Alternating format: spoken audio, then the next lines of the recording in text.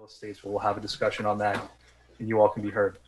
That being said, is there anyone here for public comment? If so, please raise your hand via Zoom, and we'll try to let you in here. Tamika, do we have anybody? Nope, right now. Nope. Okay. Yes, myself, Mike Burrell. And also me, Anne Marie Govarden. Okay, Mr. Burrill, we'll take you first. Name and address, please. Yes, Mike Burrell, P.O. Box 542, Warren, Mass. 01083. Okay, go ahead, Mr. Burrill. Yeah, I had emailed the board to your public comment special email that I wanted to briefly discuss a Rutland Regional Emergency Communication Dispatch Center complaint. And this is a new complaint, nothing related to the previous complaint. So I think instead of going into the complaint, I just received an email about 2 hours ago from a Warren selectman, and they are inviting the Rutland selectmen apparently in a week or two to a Warren selectmen meeting to discuss some dispatch center issues. But I don't want to get into that because that's town issues. I just want to briefly discuss from a personal level. Okay, we have not received any official communication from the Warren Board of Selectmen, and we have not been forwarded your complaint. That being said, if you have a public comment, please feel free. Until we receive official word from the Warren Board of Selectmen, I don't think we should be entertaining that at this time in this forum. Well, I completely agree with you. Yes, correct. Their issue is their issue, and I'm here with my issue. So I did email the board last Thursday, the 15th, about this discussion. So if you don't want me to explain the complaint, the issue I have is there's already pending issues with the police chief regarding my previous complaint. So I'm not interested in filing something in writing. And what I would be appreciative is to create an agenda item directly to the Rutland selectmen and be put on the agenda to discuss my personal issue of my complaint. Okay, thank you. Again, Mr. Brill, the select board has not received your complaint or had a chance to review it as of yet. We have a regular complaint procedure that it will follow. If at that point it warrants an agenda item, we can take care of it then. But at this point, we have not received the complaint or had a chance to review it. Okay, well, it turns out, as you remember, I already filed a complaint that ended up being a touchy discussion to discuss. And that complaint was mishandled according to your previous town manager, who's no longer there. And town council did reach out to me, and that previous issue is being rectified right now, but this is a new issue. So I'm not arguing with you. I'm just stating that the previous complaint procedure was defective and fell apart and was basically useless. So if you want me to email the board a new complaint, I can certainly do that. And at this point in time, I'm not interested in dealing anything with the police chief because he's the subject of the previous complaint. So I'm interested in dealing with this with the board only. And if not, then I'll speak to the new town administrator. So I'm not arguing. I'm just explaining my frustration. So whatever your suggestion is, I'm willing to listen. And if you want me to email it to the selectmen, that's fine. Or if you want me to email it to the new town administrator, that's fine. I can do that. So whatever you suggest. Understood. I think at this point, Mr. Brill, because we don't have the complaint, perhaps you could email a copy to the new town administrator, give him a chance to review it and the complaint to work its normal process before it makes the board. And then at that point, we can take appropriate action.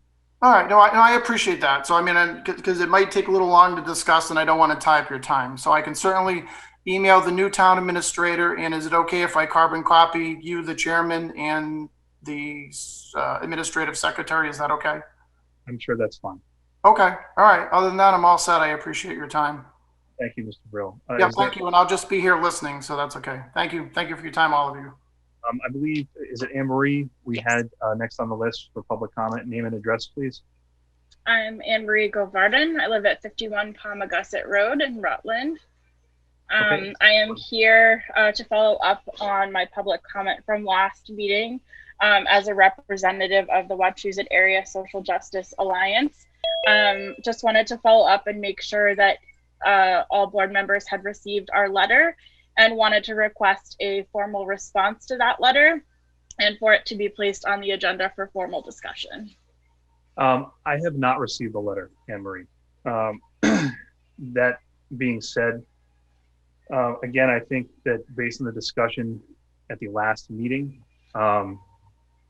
we know that the Wachusett, your group, the organization, is still in the process of being certified as a nonprofit. The board has no knowledge of board of directors, public funding, or the organization structure. Further, I have again not received a letter, but a copy was shown to me. It doesn't appear that there's anything in the letter that is Rutland specific.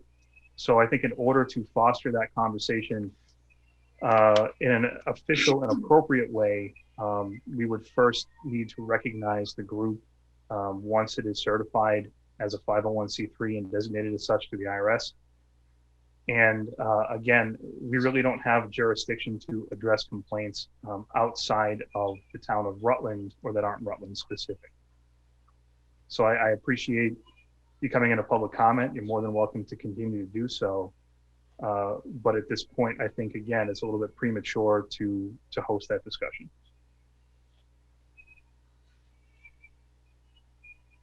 I think that's unfortunate because there are residents of Rutland that share these concerns outside of the organizational structure.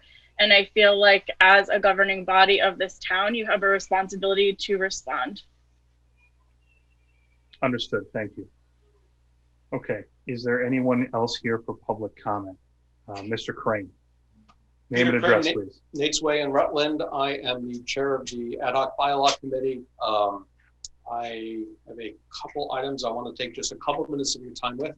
First, a brief update. We are getting through our second complete review of the body. Well, as much as we've done, which is the first 6 chapters. There are a couple holes that we need to fill in, but we're making some very good progress. We know we wanted to be done for May town meeting. That obviously didn't happen, but we're willing to discuss other timelines at the pleasure of the board. I will warn you that between the select board and the town administrator, we may need some help getting responses from boards. Some don't meet very frequently, and we have bylaws we need to review. We don't want to put it through the legal review process until every board that's affected has a review with it. And so we might need some help getting that done. There is in fact one open question for the select board bylaw. The current bylaw says that the select board may choose to settle an action that would cost the town $300. Anything more than that, you need town meeting approval. That is, in these days, I believe an absurd limit, but I don't know what the right limit is. It's probably some combination of an MGL update and the town's insurance. So I'm not sure to whom to go to get the answer to that question. And I'm not asking for an answer here. Yep. If I could just comment, Mr. Chairman, so Sure. You're correct. A lot of those kinds of settlement agreements are through the insurance company, and there's no cost to town other than, it's an incident against the insurance. Sometimes there's but most of the time it's direct reimbursement from the insurance company. Will call up and say, we're going to sell that case. This is what we're going to sell it for. So it's not a direct cost of the town. It's through our insurance payment. That's a fair one. So that occurs in that way. So we'll have to discuss exactly how to move forward. If there is a direct payment from the town's budget, obviously that item is going to be budgeted for, and we would have to go to the town meeting for that budget item. But if it's a non-budgetary town meeting type of issue, then maybe that's the line where you draw the allowance to the board of selectmen to settle. So it's something we can discuss. All right, that's fine. Thank you. Great. My larger question is, how do we, the ad hoc bylaw committee, and you, the select board, work together? Coming up very soon will be chapter 2, which is general government, which I expect you are all very motivated to know about and interested in, which is the town administrative bylaw, the select board bylaw, and the town meeting bylaw, all of which are very important to each of us here. But for other chapters, do you want to be involved in the review process? And even for chapter 2, do you want to be involved before or after legal review? That's a good question. I mean, I'll leave it up to the board. My inclination is that legal would review it, and we would be working together in tandem if there are any big questions that come up, to be able to address those prior going to legal, if that makes sense. Sure. And through the chair, I would assume the town administrator would review them and give any kind of comments as well. I would hope. So that would be correct. I would review, and if, frankly, I plan on, Peter has been kind enough to already send me administrative issues of what sort of an executive summary is, but we're gonna have to delve into those issues specifically. So I will review all those and make recommendations to the bylaw committee as well. I think the chair is absolutely correct, though, to say that we should review them, or board of selectmen should review them prior to going to the attorney, because we don't want to pay an attorney twice. So that absolutely makes sense. But I think we need to get to the point where, you know, we have come together and we have a summary of documents that we can clearly have discussion with them about.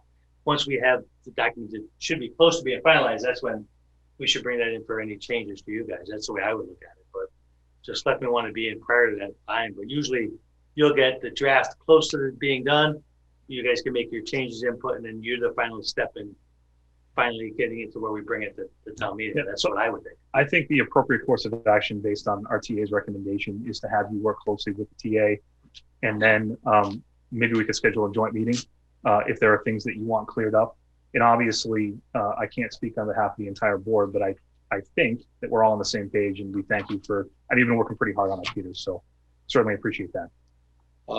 Do you want, it has been a very, very long time since there's been a body of bylaws. So everything in the last close to 50 years has been, here's a new bylaw that the select board looks at and considers before adding it to the warrant.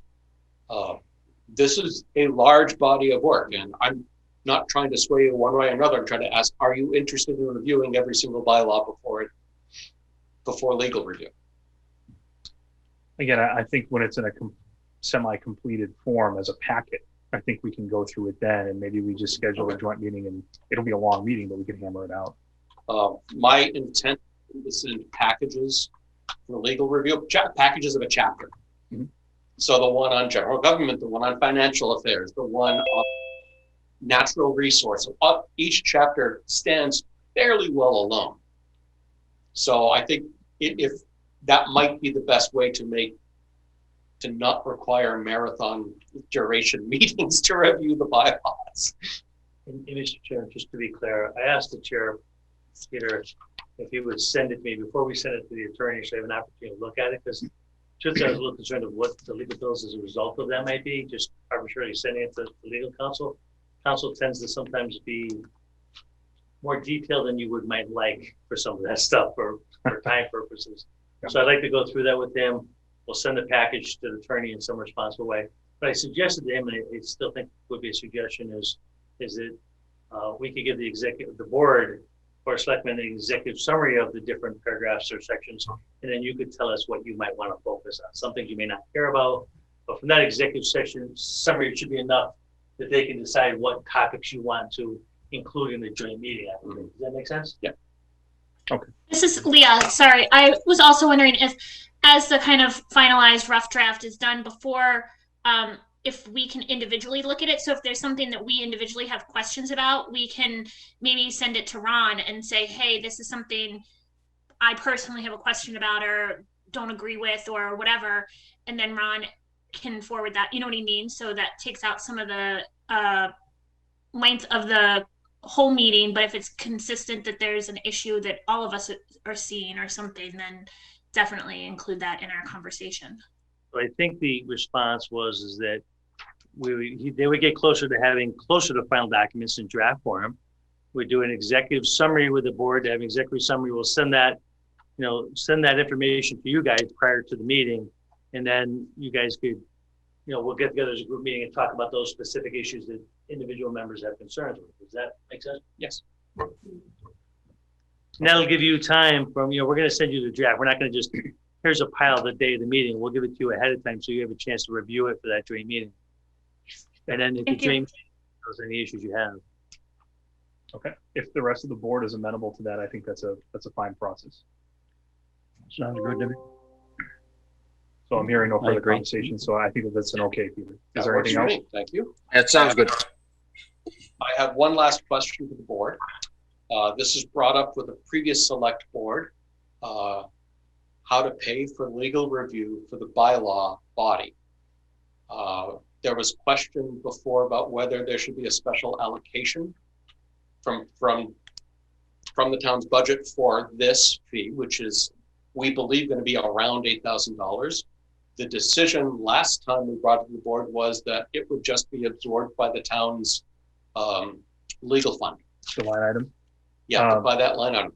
I don't know which way is better for you or better for us, but if you want us to write an article for the upcoming town warrant, we need to get on that. Have you tried selling candy bars? Perhaps as a fundraiser? No, I guess, My legs aren't good enough. I'm sorry. I'm gonna, I would defer, honestly, if the rest of the board's okay, to defer to Ron to take a look at the financial situation and come up with a solution that is best for the town, if the board is okay with that. So Mr. Chairman, to respond to that, so I don't know how much is in our legal fees account, and I don't know what the history of that is, right? So I need to review that over the next couple of days to come up with that. Just look at if it makes sense. Either way, it's gonna, well, the first part is gonna, as he says, if we set up a separate account, it can come to town meeting, and we could budget that out of free cash or wherever we're gonna budget out. I'll have to talk to the accountant. Then we know it's there. The other part of the process is gonna be a problem if we overexpend the legal account. Then how do we do a transfer without town meeting? That could be a real problem. So I think we're going to discuss it over the next couple of days, but I really think it may very well make sense of allocating. Again, I don't know how much that line item in legal is, or if we're close to using that every year, but it does sound to me make sense that we have a special allocation for that line item. And even if it's approved by me, how they use it, I still think we don't want to come up short in the legal account, because God forbid there's some legal case and we don't have the money to fund it. That could be a major problem and open the town up to potential liability. So I'll look at it next couple of days, and I don't know how you want me to go about it, recommending. I guess if we're going to recommend a warrant article, then it'll go through as part of the articles for you to consider. Yep. Okay. Is the board comfortable with that process? Yeah, and through the chair, I agree. I think we should have a separate account, especially if we can use free cash, because it's a reoccurring situation, but it's not a reoccurring expense. And rather than taking money out of the rest of the budget, I think it'd make more sense to have a separate account that we can just put funds in from free cash. Okay, be my recommendation. That's probably right. Okay. Any more questions, comments from the board? Peter, is that That's it for me. Thank you very much. thank you so much. All right. Is there anyone else here for public comment outside of Sunny Hill Estates? All right. Is there, Tamika, anybody? Not that I can see, no. Okay, hearing none, we're going to move on to petitions, applications, awards, and presentations. We have next on our list a public hearing for Honey Farms wine and malt beverages retail package store license. I believe, do we need a motion to open the hearing, or can we just open the hearing? Nope, we just open it. I think we just open it. Okay, so the hearing for Honey Farms is now open. Do we have anyone here as a representative for Honey Farms? Yes, my name is John Aida on behalf of Global Montello Group Corp. I'm doing business as Honey Farms. Also in attendance is William Bruce, he's the region manager, and Clayton Hubbard, he's the proposed manager of record. I believe all three of us are in attendance. Okay, great. All right, so I believe this issue, it was drawn to my attention. There's a couple different things or scenarios we can address here at this issue. First, before we get started, is there anyone else that would like to be heard during this hearing that is in our meeting? Okay. Mitch, sorry, there's a chat that I think it was Scott Leonard said he would like to talk on this issue. Okay.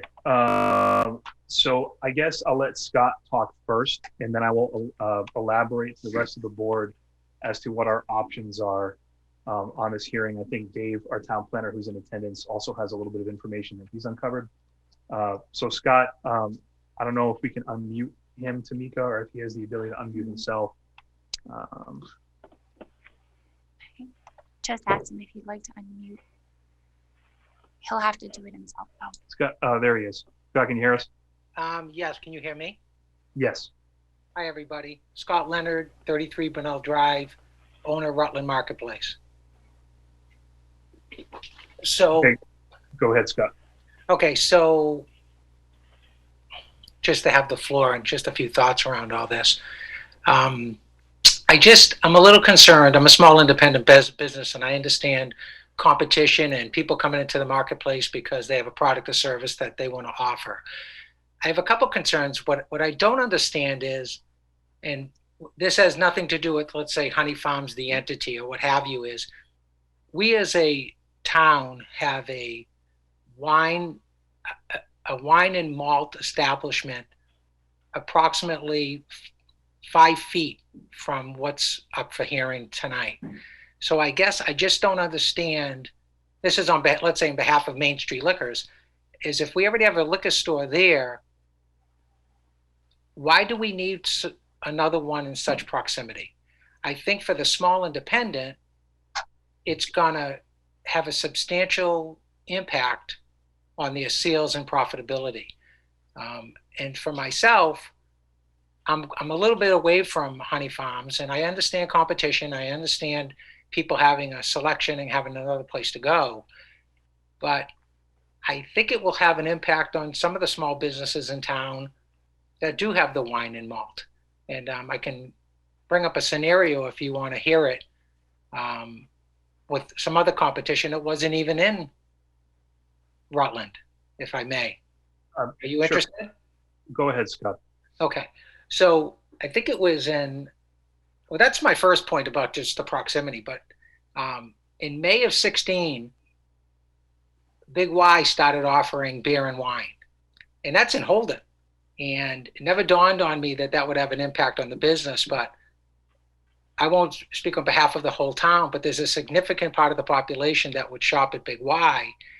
And instantaneously, I saw a significant drop in our beer and wine sales from having a big operation with more square footage, more selection, better pricing, better offerings, to where within the first probably 6 or 7 months from May to December, our impact, to give you some significance, was over 425 bottles of wine and close to $6,000 in revenue lost.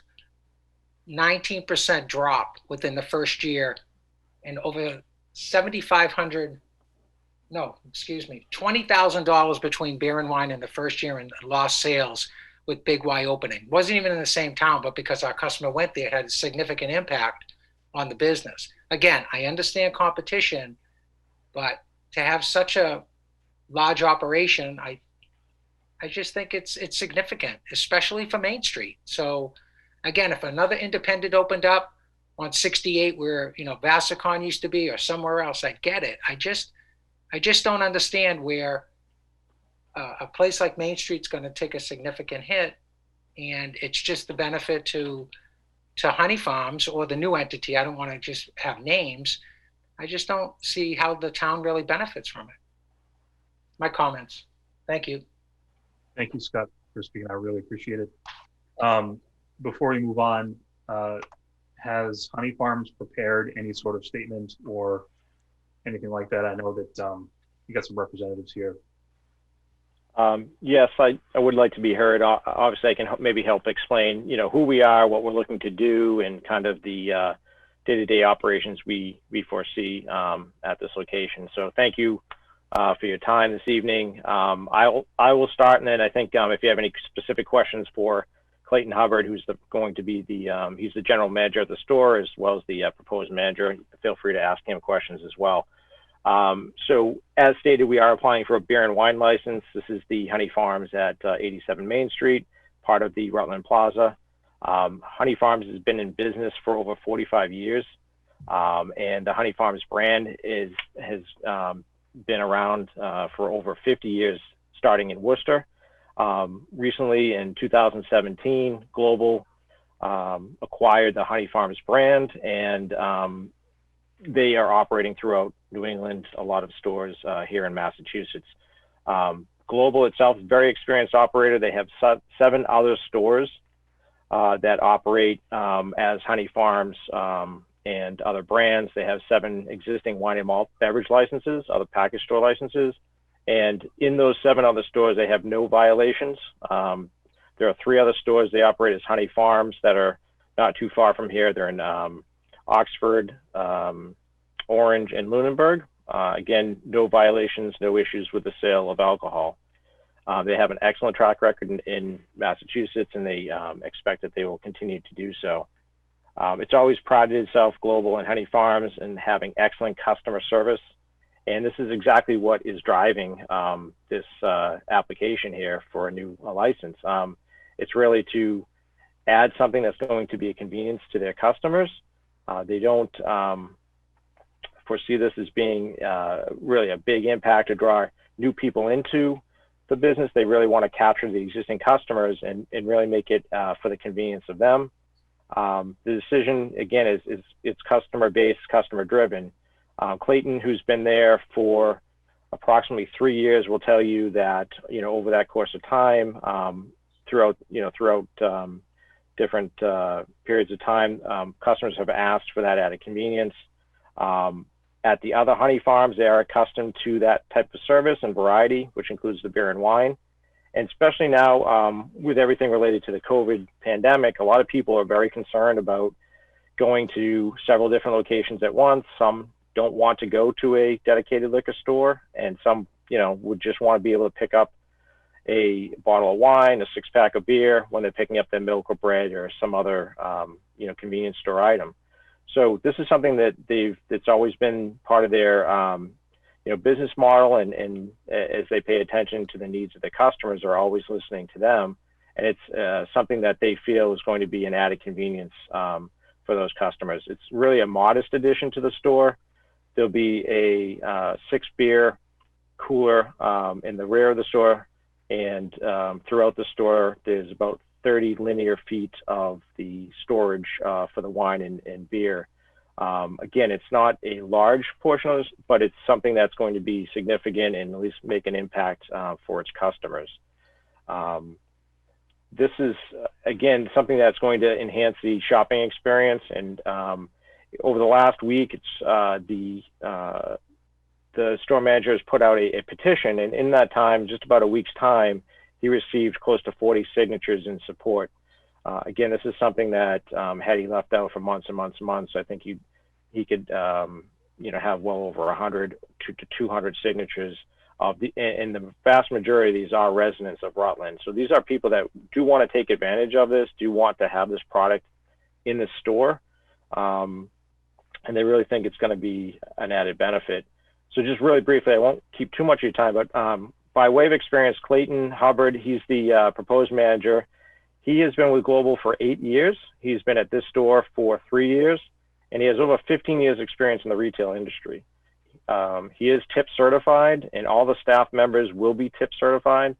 And, this is something that, Global prides themselves with educating their staff, and it shows because they don't have any violations. They don't have any issues when it comes to the sale and service of alcohol. The store itself will be secure. It has security cameras. They have a POS system in place that whenever there's an age-restricted item, it's automatically, if it's brought up to the register, it's automatically prompted that the sales clerk or the manager, whoever's there, has to verify a proper ID. They have to confirm that the person in front of them is that person purchasing the alcohol, and they have to put in a valid date of birth. So there are checks and balances and safeguards in place that will be implemented. In addition, they can lock up the product when it's during off hours.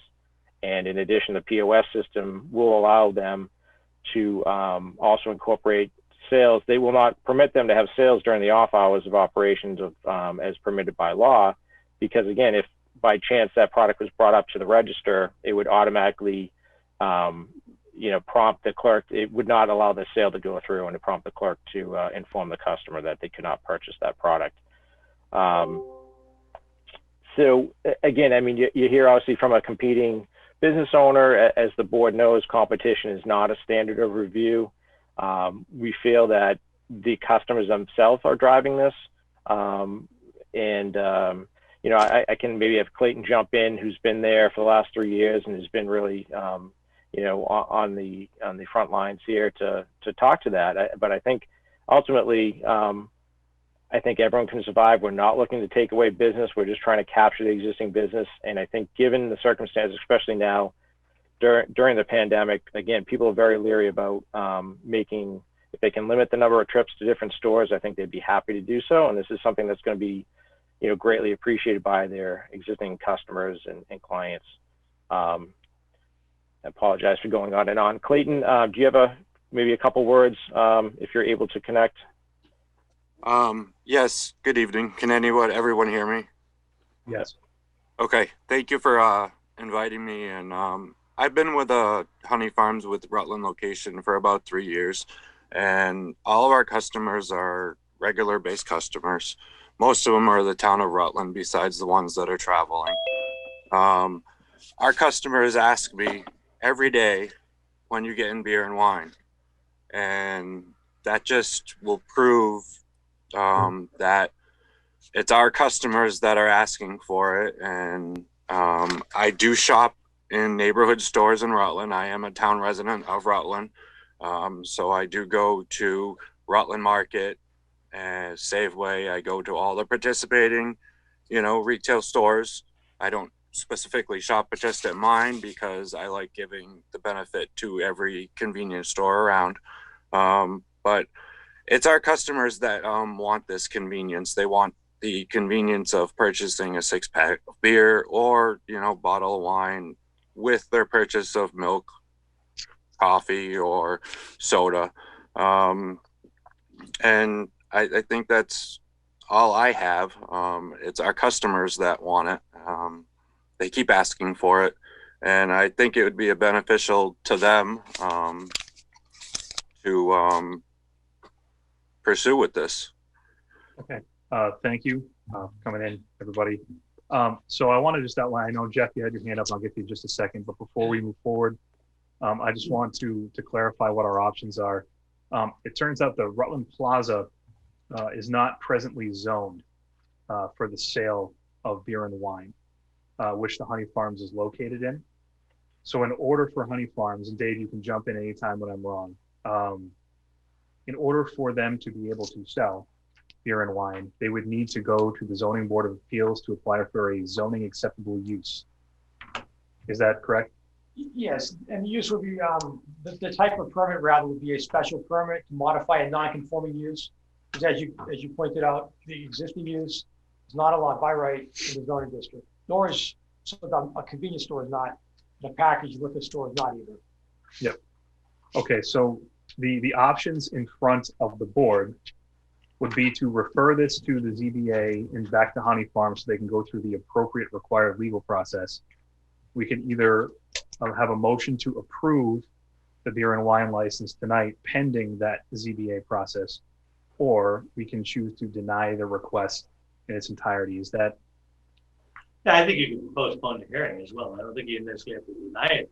Right. You know, either way, they've got to go through, get the change of use, and come back here, continue the hearing, and finalize it if you guys want to move forward on it. So, but I think it doesn't seem to me to make as much sense to approve it tonight, because if you don't get approved through the Zoning Board of Appeals, then the whole thing becomes pointless, right? So to me, the Board of Selectmen would be the final process, not early. But if you wanted to, in fact, you could say the approval is subject to approval of the Zoning Board of Appeals for this use. Your choice is the way you want to do it, but the better way, in my opinion, is to let them act first. Okay. And members of the select board, if I could just add, obviously, you know, this is something I would go back to the clients, and it could be, you know, either cost prohibitive or time prohibitive, whatever that may be.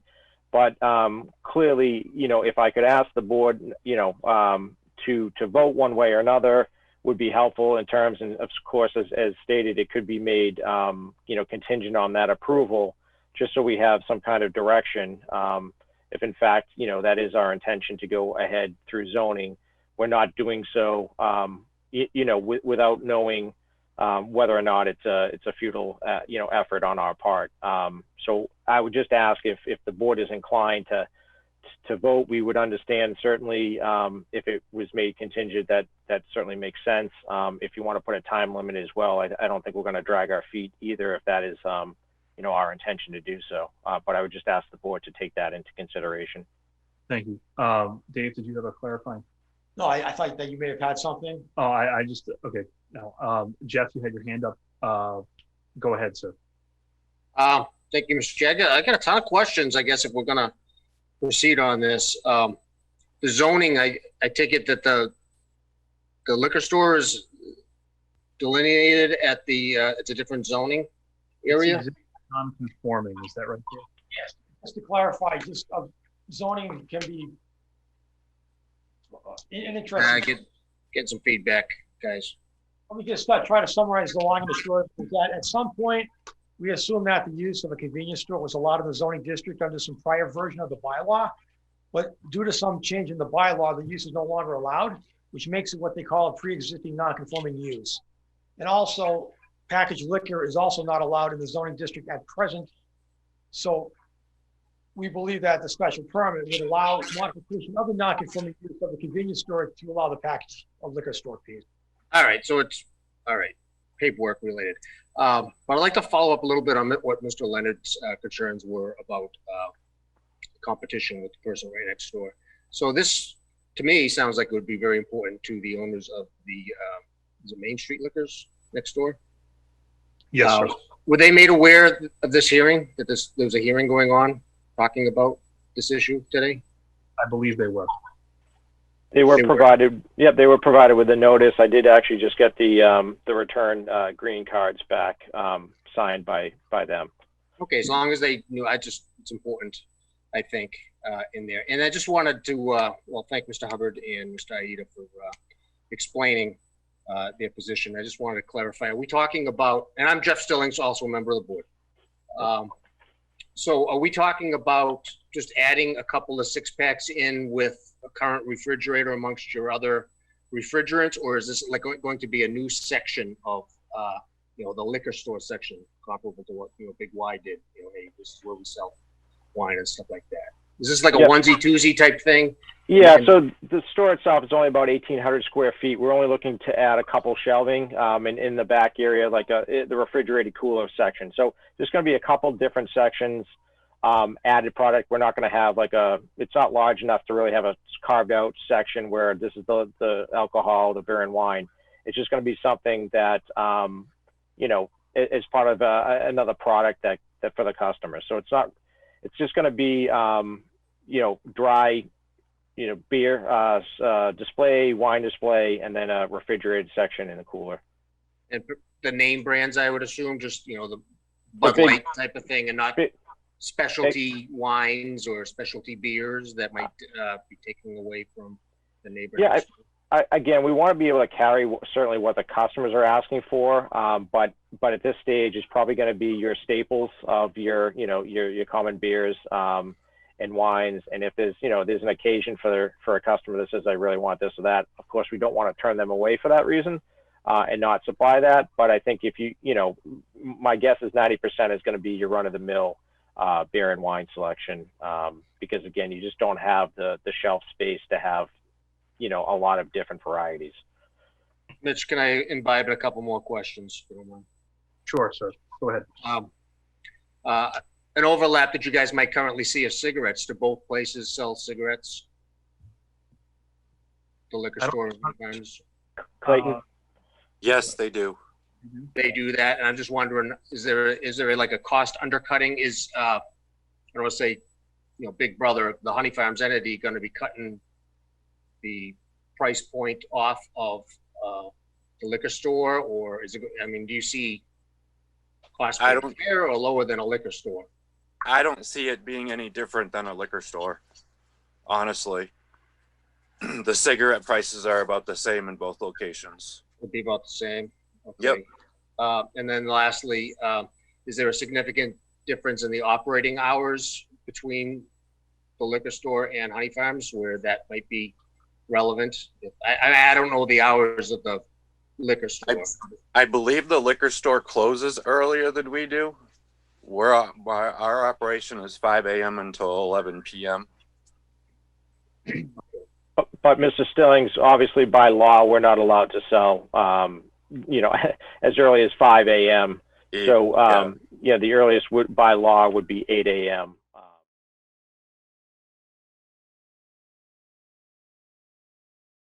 For liquor sales, I think you're talking about pretty comparable hours between stores.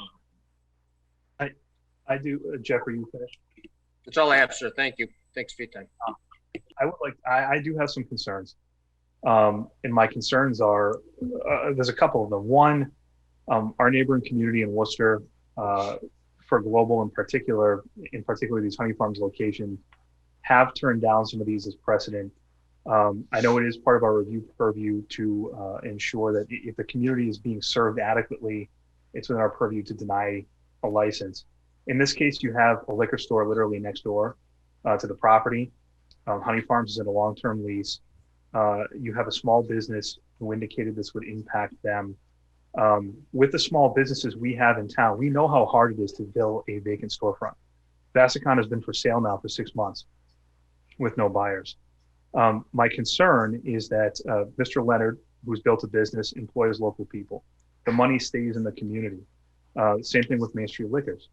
Honey Farms has a parent company that's internet companies or wherever. The money's not going to necessarily stay in town. And I have a fear with our current pandemic, with 20 to 30% of local small businesses shuttering because of the market ramifications of what it would take to fill 2 vacant storefronts if it were to negatively impact our own locally owned businesses. And from a general planning standpoint, it seems like poor town planning when we have 2 entities next door to each other that are offering the same services. Those are just my 2 cents. I'm conceptually not in favor of this project. Mitch, it's Leah. Oh, go ahead. My feelings are kind of though, I had some of the same questions that Jeff did, and my feelings kind of follow yours exactly. I am struggling with the planning side of having 2 liquor stores or 2 facilities selling alcohol so close to each other. I just think that's a big red flag for me. So that's kind of my thought also. And also in the chat, there's another Scott Leonard was wondering if he could speak again. I'm not sure if you guys can see the chat or not. We cannot see it where we are. So Scott, you're unmuted if you want to go ahead. Leah, I'm sorry, are you done?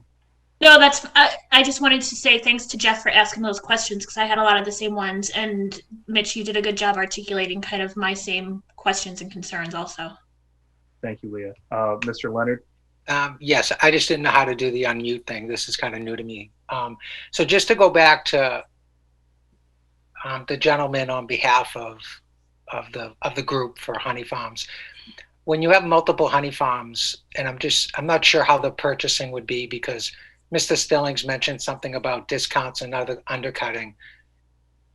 I'm wondering, can the Honey Farms, because I know this happens with Big Y, are they able to pool their resources to order? I'm not sure if it works like a franchise or it's to a corporate perspective where you could buy alcohol and use it from a distribution standpoint to where you have bigger discounts because you can buy more and then you can facilitate that to other stores. Is that part of the thought process? Through the select board, I can answer that. Mr. Leonard, so not legally, you cannot buy and distribute them amongst your stores. Each store has to purchase its own alcohol. Mm-hmm.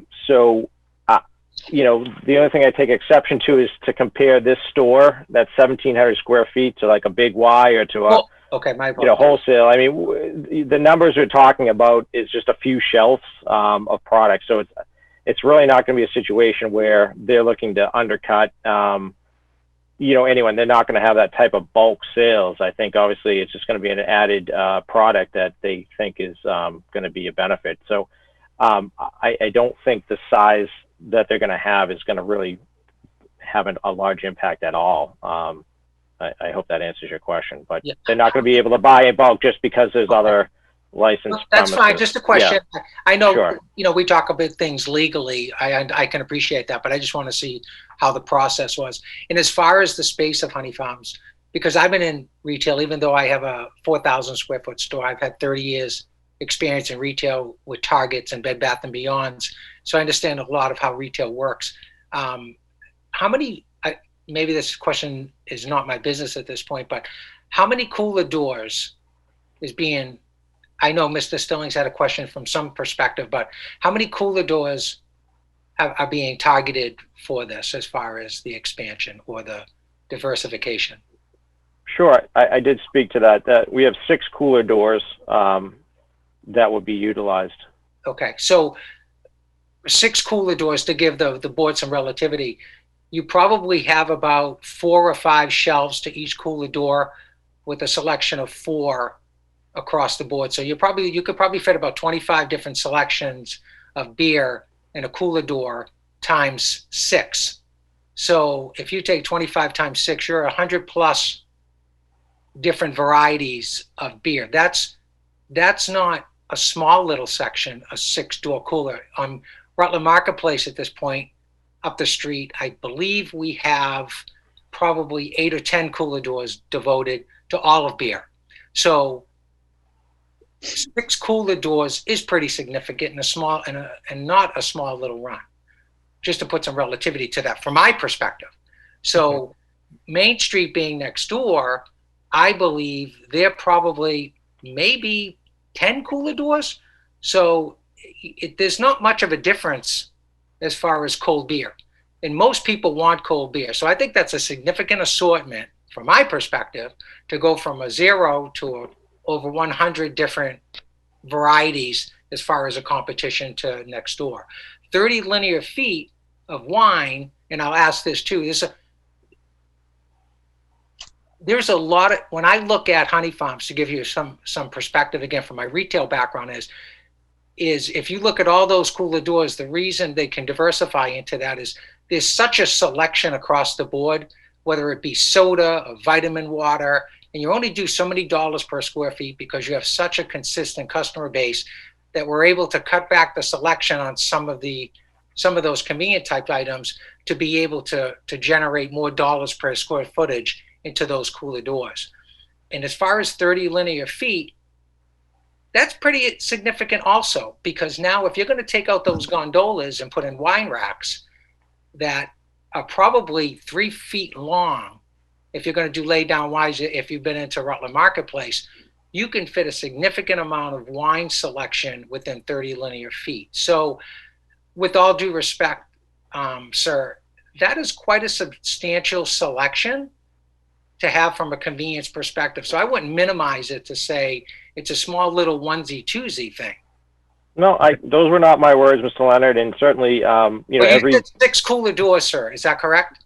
All right. Yeah, and every cooler doors can be different size. There's been a floor plan submitted that certainly does give you the spatial floor plan and layout of that. What? So it is very modest in comparison to the size of this. Okay, so if we can just have a reminder, when we have back and forth, everything has to be directed towards the board. I think we're kind of getting off the rails a little bit with asking each other questions about the project. I think, Scott, you made your point. It's a good point. Joe, I understand what we're trying to do. Mr. Stillings, I see your hand up. At this point, I'd like to recognize you, and I think that we're going around and around a little bit here. So I think, Jeff, if you have another point, then after that, we can end the hearing, and if there's a motion the board wants to make, we can take it then. Thank you, sir. I just wanted to say, because we are in the discussion phase here, just amongst the board members here. I think it's important to reiterate, in all honesty, in this discussion, that there are some items that are going to be jointly sold between the two competitions, Honey Farms and the liquor store. The liquor store might sell milk or soda, for example, but the scratch tickets and the cigarettes, I'm sure, would be a big sale. So let's at least be honest on that. And then I believe the chair of the options that you mentioned in there, I would, in the event of fairness, I think giving the market or the liquor store the opportunity to be heard on the financial impact before the ZBA, the Zoning Board of Appeals, would probably be the fairest thing we could do for the parties involved. And of the options that you said, Mitch, I think the one about referring it to the ZBA for their fair review and hearing would probably be the best service of justice I think that we could in this. And I would opt for that option myself. Thank you. Is there anyone on the board that would like to take action and make a motion tonight? Well, first we got to close the hearing. Yes. We'll close the hearing. Hearing's closed. And I'll entertain a motion. Oh, sorry. Could you reread those options again, Mr. Chair? The options as they are presented to us that I understand, I have Dave here to confirm, are that we postpone or continue the hearing for after it goes through the ZBA process. We can approve conceptually the liquor license pending it going through the ZBA process, or we can conceptually disapprove of the acquisition of a beer and wine license this evening. Those are our three options. I also want to make the board aware too, it is also my understanding that we are almost at our threshold for beer and wine licenses that would trigger a second marijuana establishment to be able to be placed in town. So that's kind of where we're at as a community right now. So Jeff, those are the three options. Can we confirm that though? If approving the Honey Farms malt and wine would trigger that second marijuana? Do we know for sure, Ron? No, I was told that, actually the chair today, but I haven't independently verified that. David may know, I'm not sure if David knows if that number triggers the adding of one marijuana, because it is done on a number of permits in most towns. So. Yeah, this, I don't have the bylaw with me, but I believe the language is something like retail marijuana is based upon the number of liquor licenses issued. There can be 20% of those. So it's not the maximum that could be issued. It's those that are actually issued. Right. I'm not sure where we are on this right now, but that's what I seem to recall from the zoning bylaw at this point. I think it's well within the ZBA's wheelhouse in there to weigh in on the matter. I think whether approving it and sending it to the ZBA or continuing it and sending it to the ZBA, I think that's the righteous thing to do. Mr. Crane. Mr. Chair, the marijuana bylaw, the adult use of marijuana bylaws says that that the number of retail establishments will not exceed 20% of the number of liquor licenses for not on premise consumption. Right. So when we have 1 through 5 of those licenses, of liquor licenses, we can have one retail marijuana establishment. As soon as we go to 6, we have to allow a second retail establishment.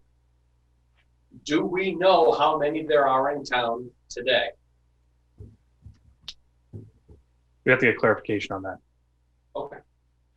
Actually, Mr. Chairman, I would just say this, that I think that the owners and the company applying for the alcohol permit for the beer and wine should be independent of that. The decision should be based on that, not on if that adds to one more marijuana thing or not. I think it's an independent vote that should not be considered for the purposes of approving or disapproving.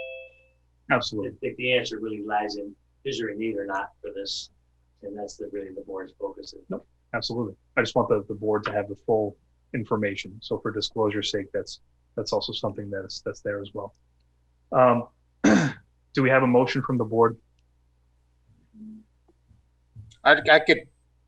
Well, Or you can take we close the hearing. We can take a motion. We have to take a motion. I make a motion to close the hearing. All right, we have a motion to close the hearing from Mr. Nichols and a second from Mr. Clark. Any further discussion? Hearing none, we'll have a roll call vote. Whitman. Whitman, aye. Billings. Stillings, aye. Clark. Aye. Nichols. Nichols, aye. Member City, aye. Motion carries unanimous. Do we have a motion for action from the board? I could make a motion for that first option, Mr. Chair. Would you say continue it with the referral to the continue the select board hearing while we can verify the impact on the retail marijuana with referral to the ZBA. Well, again, I think those are two separate issues. First option, sir. I would make a motion on the first option. Continue it with referral to the ZBA. Do I have a motion? Do I have a second? I'll second that. All right, we have a second for discussion. Mr. Crane, If continuing the hearing is an appropriate action because I've already closed it. we've already closed the hearing. So you needed to We would- continue instead of close. Right, but we would have a new hearing because in reality, the hearing was premature because the license was brought forth to us prior to it going through the proper procedure. Is that, That is a detail which I'm not familiar with. I need to issue a comment on that. Well, I would say this, because you closed the hearing, there could be no further comment from the public or any about it if it comes back to the zoning board of appeals.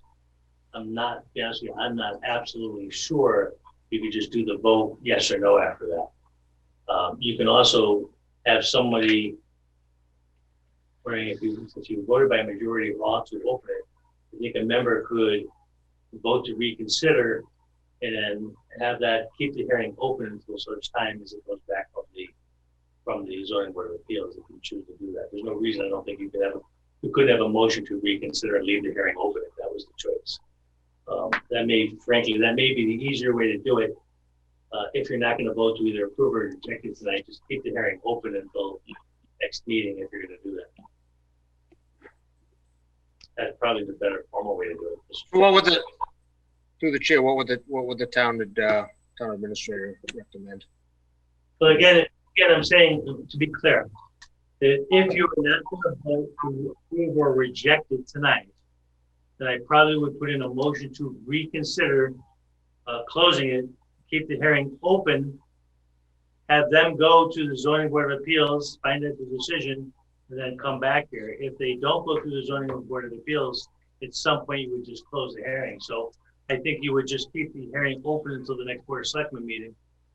Although I don't know, there's 2 weeks in the time to go to zoning board of appeals? no, So then you're gonna need to keep it open for a month. At least a month, maybe longer. It depends on board availability. We'll have to look at that schedule. We can't commit to a month at this point, one way or the other. Well, then just keep it open until such time as the zoning board makes a decision or the applicant withdraws, I guess. I don't know. Which is the other option. The applicant withdrew it. okay. So we But have, isn't that what I said at the original motion, is continue the matter Yeah. with the referral to the ZBA? reconsider closing the hearing first, You already voted, right? and then you could make that motion. So we would have to have you and Skip rescind your original motion. I would have to. I'm sorry, You can Lyndon, motion. to reconsider closing the meeting, to reopen the hearing, if the board does not want to vote up or down on the license this evening. I'll withdraw my motion. Mine also. Mr. Chairman, I'm sorry, I would suggest that you don't withdraw and do it because the vote's already happened. I think you need a Okay. formal motion to reconsider. It would probably be under Robert's rules, a better way to go about it. So I would have a formal motion to reconsider closing the hearing, have that vote. No, understood. But we voted to close the hearing, and then there was a separate motion by Mr. Stillings, which was seconded, which needs to be rescind. We didn't vote on that. Jeff and Skip have to. Jeff and rescind it Skip have before to we rescind their can- motion, Oh, they just made another motion? an additional Yeah. motion. Yeah, you're right. Yeah, independent motion. Okay. So Skip and Jeff, do you rescind that motion? I did. If that's a consensus of the board, sure. Okay, and then we would have to have a motion to reconsider closing the hearing to reopen the hearing. We're getting down the weeds of this process. I think we have voiced some concerns. So before we reopen the hearing, I would like to make a motion to conceptually deny the request of the liquor license. I think it's just bad planning having two spots right next to each other that are doing the same, functioning the same purpose. Second. All right, so I have a motion, and a second. Do I have any further discussion? Hearing none, we'll have a roll call vote. Whitman, Waitman, aye. Stillings, Stillings, no.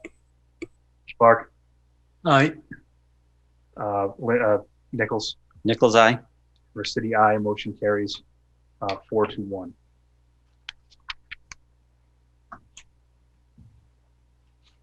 All right. Moving forward, we have a presentation from Carrie Ann Goldsmith from the Devereaux School to talk about an annual gift to the police. Carrie, I see you up on the screen. Are you able to unmute? I hope so. Can folks hear me? Yes. Okay, we're good. Thank you and good evening. It's Carrie Ann Goldsmith, Executive Director of Devereaux, and I want to thank the Board of Selectmen and Women for inviting me to participate today. I actually wish I could be in person. I really enjoy seeing you guys at least once a year, if not more. But it's great to see some of you at least virtually. I think some of you know that Devereaux has been providing special education and mental health and behavioral health services in Rutland for actually over 55 years. I was thinking about that the other day. That's a lifetime. We're actually, I consider us part of the town fabric. And many of you likely had family or friends who actually worked at Devereaux over the years. We now have over 490 employees who, most of them work on our campus and who are loyal customers to our town's local businesses, which we're very proud of. It's been really important to us to have a strong, positive community partnership, and it's even more meaningful to our students, which is the most important to me. Although COVID has certainly impacted our community activities this year, we so appreciate even the smallest positive community experiences, for those will become memories for our students that many have not had in their young lives. One of the memories that we have this year, though, however, I'm really excited about, was having Chief Monaco as our commencement speaker at our graduation. Although it was through Zoom, it was, I just think, a celebration and a moment of what a behavioral health facility and a police department in a small town can accomplish in really supporting these young kids who really need as much support as possible. So Chief, I want to thank you for that. That was really a memorable moment for a lot of our kids. And we place great emphasis on encouraging good citizenship, so that just ties right into it, and we'll continue to look to seek those opportunities moving forward. I highlighted last year that part of our positive relationship with the town is not just based on history. We don't get, just because we've been here 55 years does not mean that we have a good relationship with the town. It's based on ongoing efforts and communication and a commitment to a successful partnership. And Devereaux is very much committed to that moving forward, and has been historically. We've developed solid relationships with the town, including talking regularly, although it used to be in person, but with both chiefs and our previous town administrator to discuss ways that we can continue to build a positive and mutually beneficial relationship. And I actually very much look forward to developing a similar relationship with the new town administrator, Ron Sanangelo. I know we haven't met yet, but I very much look forward to doing that. In addition to being loyal local business supporters, every year Devereaux always assesses the way that we can give back monetarily to the town. And as a nonprofit, we always need to maintain close watch over our finances, obviously, and annually assess our fiscal health. This year has been a particularly hard year because of COVID. Two things I just want to highlight on that is, one, with over 100 students on our campus, and I'm going to knock on wood when I say this, we have not had one positive student on our campus, which is unheard of in our work, and shows the dedication and commitment of all of our staff, our maintenance, our housekeeping, etc. It's pretty amazing. We've had probably over 20 staff test positive, all who have returned and healthy back to work. But it's still a uphill battle, as I'm sure you guys know. And we have essential employees, so our staff have to come to work. We probably have about 100 staff right now working remotely that don't need to be on the campus in order to reduce the congestion. But very thankful for the efforts of our staff across the board. And with that, we've had to pass along hazard pay, which we're trying to figure out, which is fiscally has impacted us, but has been well worth our money. But regardless, we've always believed in the importance of valued community member, being a valued community member. And I'm happy to highlight that this year we're going to make another significant gift to the town of $40,000, which is, I think a small token of appreciation for the relationship and the commitment that we have both from the fire and chief police department. We have, I don't want to say regular interactions with the police, but we certainly rely on them at times when our staff are not able to manage some difficult moments. And the police department is amazing. I don't know if Rutland knows how good they have it with their police, but I look at other providers and see what their relationship is with the town and their police department. And it's not always pretty. And I know that we utilize some of those services and so have a responsibility to commit back to the police department. So I do want to highlight that Rutland has quite the police department who really values community policing, and we value them greatly. So we're happy to give the gift of $40,000 to the town. Devereux serves some of the state's most vulnerable children and families, without a doubt. And Devereux and the surrounding communities is our kids' home, right? This is where they're unfortunately growing up. They're not growing up at Leominster or Worcester, wherever their parents are. They're growing up in Rutland, and we are thankful that the community is accepting and allowing our students to make memories, even when sometimes they're difficult. But I want to thank you for embracing our work. And I very much look forward to continued partnership with the Rutland community. So just want to say thank you and appreciate you inviting me to speak quickly this evening. Well, first off, thank you so much. One, for, I guess, your service in our community organization, what it does, truly a treasure. And two, for the gift. At this point, I think it's appropriate. I know Chief is also sitting in on a Zoom call. If he had a few words he would like to say kind of about that. Sure. Thank you, Mr. Chairman. Ms. Goldsmith, thank you so much for the gift, and thank you for the kind words. More importantly, thank you for giving us the opportunity to work with you and to work with the kids. It's been very meaningful to us and my staff. I think you and I both, you became executive director around the same time I became police chief, and it's been a mutually beneficial and completely positive relationship the entire time. The communication with Devereux has been great, and like you said, you often utilize our services, but I can happily say that it's a lot less than it was in the past, and the results of those interactions are a lot more positive than they were in the past. And I think that it's just been great to partner up with you and the kids for the different programs, and having the Devereux kids participate in the community events with us. It's been a little tough this year because of COVID, but we're hoping things get back to normal soon. And just thank you very much. Absolutely. Thank you, Chief. Appreciate it. A pleasure. Well, again, thank you both. I think you both are credits to your organizations and Chief, to your department. Certainly appreciate that and the positive relationship there. So again, thank you again. Jeff, you have your hand up.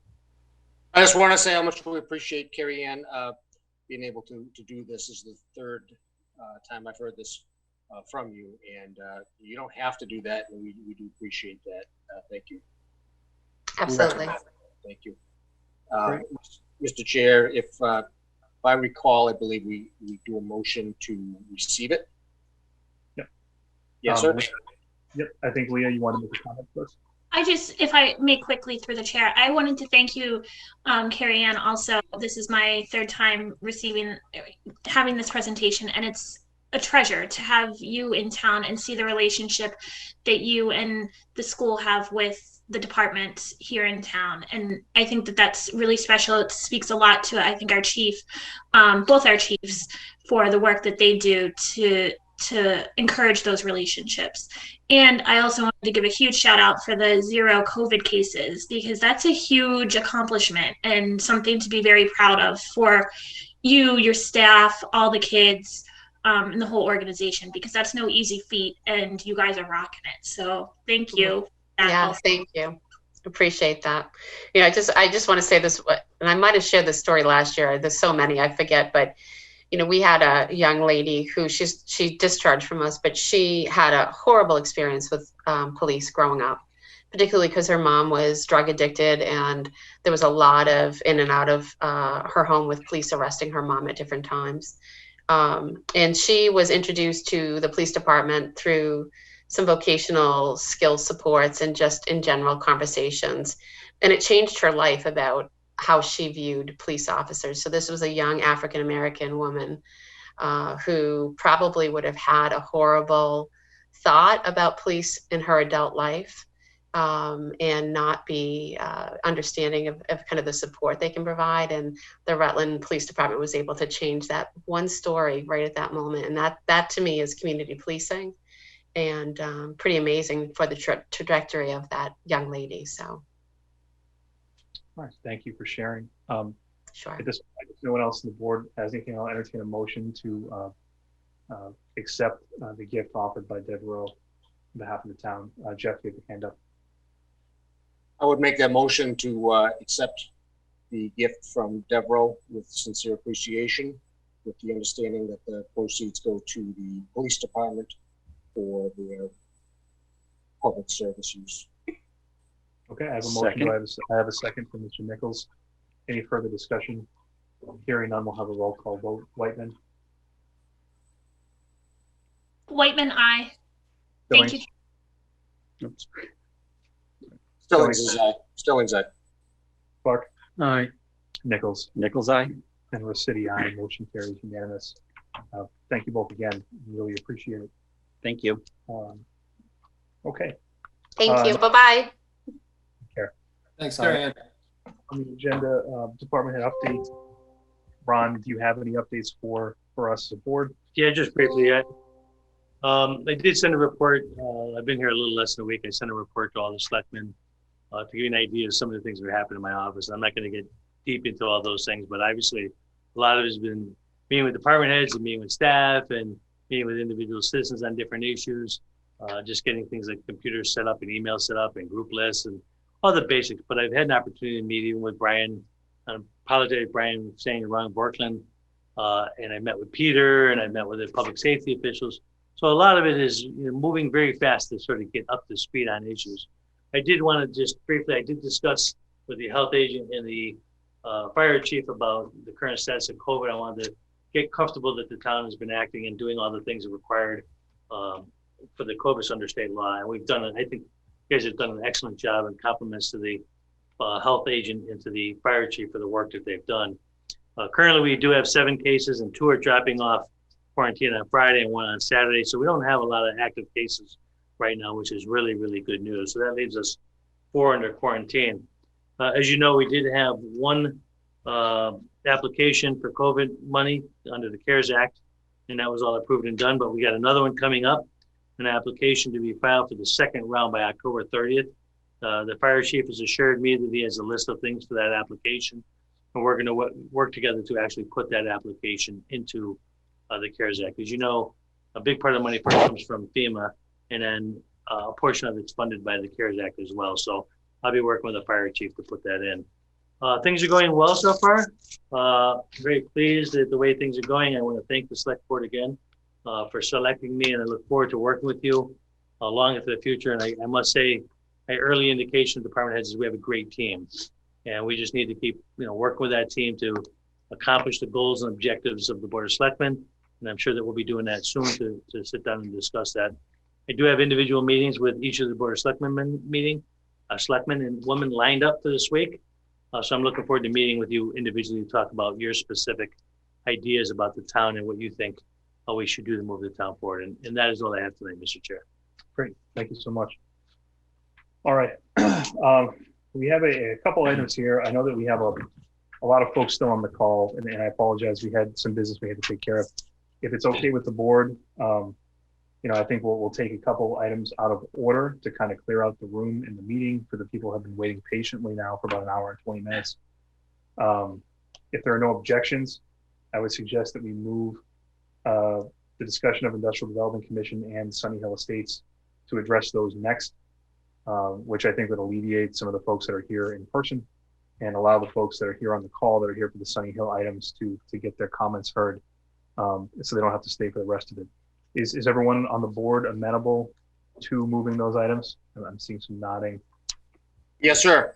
Okay, great. No objections. All right. So first, just to get this out of the way real quick, we will have RDIC discussion. I know, Ron, as part of your kind of catching up, you kind of looking at this issue. I know that Chief has been working on this, as well as Mr. Nicholson. I think you've had a conversation with the chair, Mr. Sullivan. I know that I've heard a lot of comments from people in town that are eagerly excited about some of what's going on over there and the potential for it. So I was hoping that we could get a brief update with what you can share. And I know that not everything is publicly shareable. But. And thank you, Mr. Chairman. I'm going to turn over to Mike in a minute, but I just want to make a few brief comments. Yeah, you're absolutely correct. I looked at the Heights study to evaluate that and to see exactly what they thought was the best use of that property. I looked at the bylaw. Had a great deal of opportunity to read all the three proposals that were put in. And again, you're correct. We can't talk about the specific proposals because they were done in executive session. Had a long discussion with Mike today, and I'll only say this, that, one is that, coming in new, I wanted to make sure the process was completed. It looks like the RFP was done correctly. There was a sealed bid. There was an evaluation of each of the proposals. So I feel good about the process was completed correctly. And Mike and me examined and discussed the proposals. And all I can say is I feel good about where we are. It seems to me that the process is moving forward at this point. I know there's a lot of frustration that this has been a long time in coming, but I do feel we're at a point where in the short term, we can find out one way or another if the proposal will move forward or not. But I think that every indication I get from the conversation with Mike is that we're getting closer and to a point where we can really make some decisions. And with that, Mr. Chairman, if it's okay, I'd like to turn it over to the chairman of the commission for further comments. Mr. Sullivan. Mike Sullivan, Crawford Road, chairman of the RDIC. I got a call from the town administrator today asking me to share some of the information and update him on how we got to where we are today. And we did that probably over a 45-minute call. As far as an update is concerned, unfortunately, I don't know what I can say. I can't say anything legally. As you know, there is solar discussions that are still ongoing between the solar company and National Grid, and where that's going to go, only they know. Other than the commitment that I told you they've made to invest additional dollars for a continued study. That's all I can tell you. They were interested enough to spend that additional money. In regards to the RFP, as Ron said, we had 3 responses to it. One of which was, I would say, a legitimate response. The other was, I don't know what to call it. I guess I'd just call it a letter of interest. It was not a real response. We have, as a board, discussed all of those. We are in executive session on the one legitimate proposal. That doesn't sound right. On the one proper submission to the RFP. I didn't mean to say that the other ones were illegitimate, but I guess they are. We have moved from our initial executive session discussions to a negotiation discussion. We have a negotiating committee that has met with the applicant. We've exchanged ideas. As recently as last week, I spoke with our town attorney, and she expected last week we would have let's call it a counteroffer, or additional discussion. Counteroffer perhaps isn't quite accurate. Hopefully that's what it is. And I think Dave maybe has even had more recent discussions than that, but it's really not important. The process is moving forward. The ball's in their court. We are anxiously awaiting their response without being too anxious. Mr. Chairman, I can comment. The four members of the negotiation team, as I understand it, and I've talked to Mike about that, is Mike is had been kind of leading up, but it'll be myself. David was on that negotiation team, and they're attorney from Copeland and Page. So I feel like it is a good team. And I think it's really, the timing of me coming in is actually pretty good because we're going to kind of get in the heart of the negotiations. So I feel that we're good. I think we at least let this RFP play out and see if this is going to be a legitimate, company coming in to do it, and if we can come together for a proposal. If for some reason we can't, then we'll have to kind of go back to the drawing board and look at other things. But for right now, we're in the middle of an actual RFP. It went out. We need to finish up that process, and then hopefully we can make an agreement that's beneficial to the citizens of town. But if not, then we can reconsider where we go from there. Okay, thank you. I mean, the only other thing I could say about our discussions in our negotiating meeting was they were very amicable. They listened intently. I think they understood the concerns that I raised. And I specifically asked, gave them some specific items of major concern to us. And they were going to go away and evaluate those and come back. So that's kind of where we are right now. Okay, well, thank you for the update. Dave, I know you've been involved too. Thank you for your involvement in the process. Certainly appreciate you being on board. So thank you. Does anyone have any questions? Oh, all right. Thank you, Mr. Sullivan. Thank you. Thank you, Nick. We'll be talking. Okay. Nice to meet you, by the way. Nice to actually see you. All right, so next on the agenda, taking it out of order again, is an item regarding Sunny Hill Estates. So what I'd like to do is, I know that there's a bunch of you on the call waiting for that item. I'd like everybody to have an opportunity to be heard. I think what I'd like to do as well is curb the conversation at a time limit of 20 minutes so that everyone gets the opportunity to be heard, and the board can discuss if the board so chooses to do that. So I guess, is anyone here first for the Sunny Hill Estates item? You can raise your hand. I think it can let you into the meeting. But I think first, do you want to kind of preface this? Yeah, I would. And thank you, Mr. Chairman. And first, I want to thank Brian, and again, I apologize for saying right, Brooklyn, who immediately, upon my arrival here, contacted me for a meeting. I had the opportunity to meet with him and his family on this issue, and I want to thank them for taking that time and having that discussion with me. And there's nothing I'm going to say here tonight that's different than what I've said to him already. And right now we have the treasurer collector here to talk about the whole issue of the tax titling the foreclosure property, and also our town planner is here to discuss the issue as well. I'd be happy to kind of, prior to having the individuals talk about it, be clear as to what the town's proposal is here.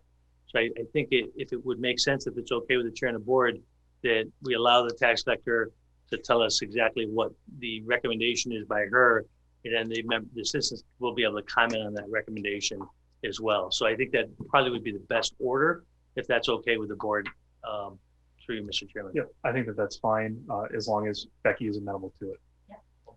Okay. So with that, obviously, what happens with foreclosure property is that the town takes that through tax title and makes decisions as to what it's going to do, and it's been brought before your board to decide to formally, I guess, basically agree to what we're doing in tax title and how we're going to handle it. Becky's going to talk about that. I'm going to let her talk before I give my comments, following up on what her and what Brian say. But I did have the opportunity to meet with her right away to go over the project, so I'm very well aware of the project, and also met with the planner as well to discuss this. So I'm prepared to make comments as well. With that though, I'd like to first turn it over to the tax collector treasurer so that she can talk about the actual process. Okay. Becky, I think you have a microphone right there. Yeah, can everybody hear me? Is it working? I'm not sure if they Hopefully. can hear you. You may want to get a little closer here. Can everybody hear me? Yeah. Okay, Yep. I see, head shaking, thanks, Leah. So the Sunny Hill subdivision are 28 parcels that are, they were given to the town, deed of foreclosure. We accepted them at the November 2019 special town meeting, which basically gave town ownership of all these properties and put them into our tax possession properties. There are 28 parcels that make up this subdivision. As the custodian of foreclosed properties, it's my responsibility as treasure collector and as the custodian to auction off foreclosed properties. These 28 parcels were in that the list that we're doing. We're actually doing an auction on November 4th, which I brought to your attention, the board's attention last week. We mentioned all of those properties.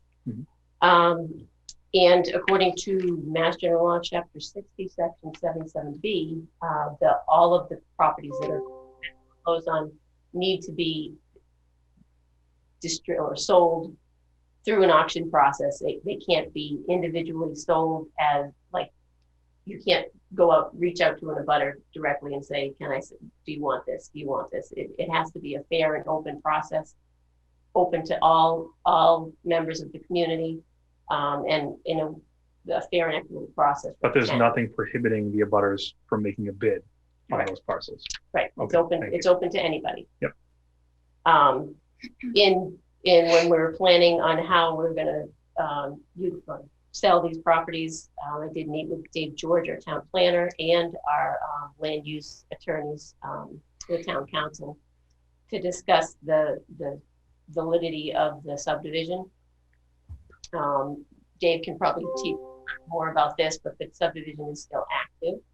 And in looking at the parcels themselves, there are roads that are undeveloped in the middle of this subdivision. So when we're making the decision of how to market this, the best and most equitable way to market this for the town was to combine all of the parcels together and sell it as one parcel, one sale item. So that decision was made with talking to the town planner, talking to KP Law, our town council, and it was put on the foreclosure auction in that manner with all of the parcels together. So just because it's if we were to sell them individually, it would be cost prohibitive to the town, because we'd have to record a deed for every parcel, and also it would, if they all didn't sell, it just wouldn't be good for the town to, we wouldn't be left with much. So. Okay. So, Mr. Chairman, we provided you with a map of the property just for clarity purposes. You can see the highlighted area, which involves all the lots and the specific roads that are designed within the subdivision. I asked the town planner to come here because having been through many of these type of projects and knowing what developers are looking for, there's always a high cost of developing the road infrastructure for these type of projects. In order to make money, you have to sell all the lots, create enough houses to be able to pay for these roads. Eventually, they're going to build the roads. Hopefully, I imagine bring them to town standards, and then the town will eventually accept the roads. But if you were, and again, I think the treasure collector has talked about the fact that you can't really break them up into individual parcels. But if you could, and you sold a few of those parcels, it would make it very hard for a developer to actually build a road. So it would almost knock out the whole subdivision concept, because the roads would be cost prohibitive to a developer to actually make any money on this project. Now, to be clear, and again, I did have this conversation with Brian and stuff. I explained this to him about that problem of how you develop the roads. Now, that doesn't change the point of view that the people that have signed the petition are going for. They have a host of legitimate reasons for their opinion in their discussion. But I would ask the town planner to comment about the road issue as well. But that is a problem. I think if you do sell this property, if you're going to sell it, you can either sell it as a subdivision or you shouldn't sell any of it. Is kind of my opinion on it. But I'll let the planner talk to that specific road issue, which is significant. Thank you. Dave, did you? Yes, thanks, Ron, and Becky as well. So this is a subdivision that goes back to 1969. Most of it was built up, but not all of it. So what remains is the part of that subdivision that was not built. Now, there's not an expiration date on the subdivision, so it's still active in the sense that there are rights that a developer would have if they purchased the parcels and where the street is laid out. They'd have the ability to build that street. If it's as shown in the layout plan of the 1969 subdivision. As a result, that is the way that would solve the problems of you wouldn't sell it as anything but one parcel because of the development capacity there in the roads. Otherwise, it would be a hodgepodge of miscellaneous pieces, which may not all be bought by one single entity. One thing about the lots, though, I'll call them parcels actually, while they complied with the requirements in 1969 for area and for frontage, they don't comply with the current zoning for area and for frontage. So those parcels would have to be assembled to create 43,000 plus lots with 150 feet of frontage. They would not be grandfathered, then they'd have to adhere to modern requirements. That's correct. Follow-up question to that is, do they fall under the purview of the growth bylaw? Yes, those lots, if lots were created that met the current requirements, et cetera, those lots would be subject to the moratorium, the growth management bylaw. Thank you. Yeah. So this is not to say that a savvy developer may not see other development possibilities, which may look at the character of the neighborhood and say, if we have a neighborhood character of smaller lots, that may be another way to go. So once, as Becky indicated, this seems to be a fiscally conservative approach, because the subdivision is still active. It would avoid a hodgepodge of streets that would, as Ryan mentioned as well, anything else would undercut a development option. Okay. Thank you all for your hard work on this. I know, Becky, you've been working diligently for a year to get all this stuff put together. And I started seeing those properties popping up online today, advertised for sale, the other ones throughout the town. So I appreciate that. Okay, so now I want to open it up to, I know that there's folks in town that are interested in this and wanted a chance to participate. So again, I'm going to have Tamika let you in as you raise your hand. First, Jeff, you have your hand up. Yes, sir. Just monitoring the chat that you don't see. There was a question from Donera to everyone related to Becky's statement. Her question, or his question, is: were any studies done to verify that this was the most equitable and profitable way for the town? Were any studies done? Is her question.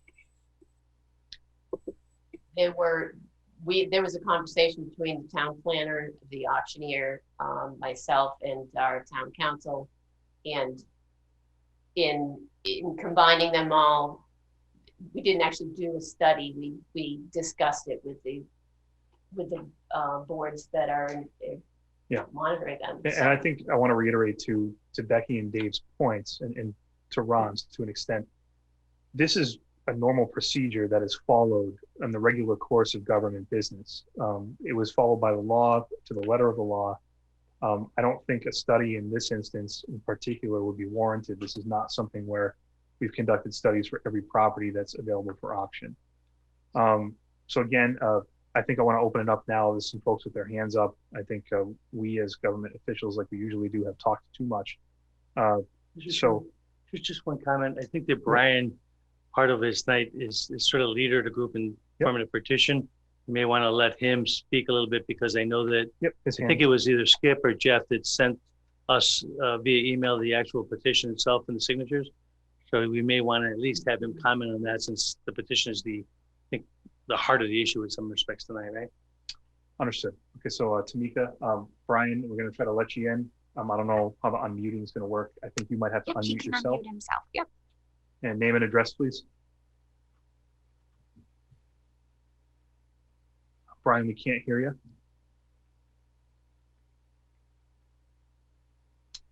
Okay, we can't hear Brian right now. So he's showing unmuted. Does he need to be unmuted at the controls? Unmuted, Jeff. Yes. So maybe we'll go to Cheryl with her hand up, and then we can figure out what's going on with Brian. Maybe he can get back online.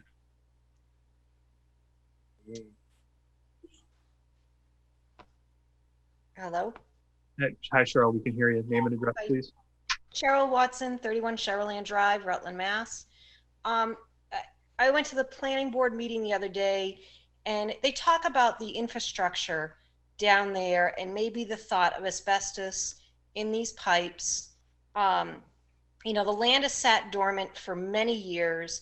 It's a nice place for one, for our animals, and two, for people, the public. You know, I approached Becky, I think it was, back when I found out that Israel, this land was being foreclosed on, asked if I could just purchase, all I wanted was a lot next to me. And I don't care, build a road there. I just want a lot next to me. It's wetland. If they build a house on there, and I've seen them build houses on this, on, you know, Palmagussit, for example, there's water. If they build a house, that means this water is coming into my foundation, possibly ruining my driveway. So what's the recourse there? I just don't understand why, you know, something that's been sitting there since 1969. I get it, there's money that needs to be taken, but isn't there something that can be done to protect our ecosystem in this town from being built upon? And I know that that's something Brian and I both speak of, just being all of this land that is home to many endangered species. Okay, thank you. Brian, are you able to? Yeah, can you hear me now? I can hear you now. Name and address, please. Yep, my name is Brian Bjorklund on 22 Charland Drive. Sorry, my Chromebook, I guess, doesn't have a microphone. So I'm just, you know, I'm representing the 248 individuals who signed the petition, who think that this is, you know, a really important issue, especially to the abutters. We recognize the financial aspects of it, how it might be, you know, a better alternative to sell all 28 as one. But what better way to invest in your community than to offer these lots individually to the abutters, and to show the community that, you know, you do care about those people. You know, most of the lots over here, most of the abutters' lots are a quarter or a third of an acre, and what better way to allow them to expand their footprint or their properties by, you know, having the ability to possibly double that. You know, there's not one, you know, resident or abutter who will be able to afford all 28 lots. So we're just, the 248 individuals who signed the petition are all just requesting that we have that opportunity to do so, you know, to bid on the lot that's next door or out behind them, to prevent, you know, as Cheryl mentioned, you know, flooding. There are some lots that were reclassified in 2014 as buildable that were not before, and even though there's a stream running through them. So, you know, we're requesting that if open space is not an option, which it should be, open space has value. Look at Holden has Trout Brook, and Trout Brook is rented out by organizations, Boy Scouts, Cub Scouts, for birthday parties and other events. The town could benefit from something like that. You know, whether, you know, you could use the area as educational trail, you know, an educational trail system for the schools that aren't too far down the road. So we're just asking that if open space is not an option, then, you know, please consider allowing the abutters opportunity to bid on individual lots, or giving us a few extra months to vet all the options of you know, other alternatives. So thank you, Mr. Bjorklund. Mr. Crane. Peter Crane, Nate's Way. I have a couple of questions. Cheryland is a public road accepted by the town. Edith and Karen are not town accepted roads. Are those properties explicit? Is the land that encompasses those roads included in this option explicitly or implicitly? And if not, who owns that land that's marked out and has been paved for those roads? Okay, the roads themselves are owned by the town, as are the adjacent parcels. No, I understand that, but assume for a moment that the entire body of parcels, all the land that was taken is put up for auction and someone buys it. What happens at that point to everything that's not a public road or a public way? Well, once again, if a developer bought all the parcels in their entirety, that would include the roads and the ability to construct the roads as shown on the 1969 plan of land. And then it would have to come back to the town for approval.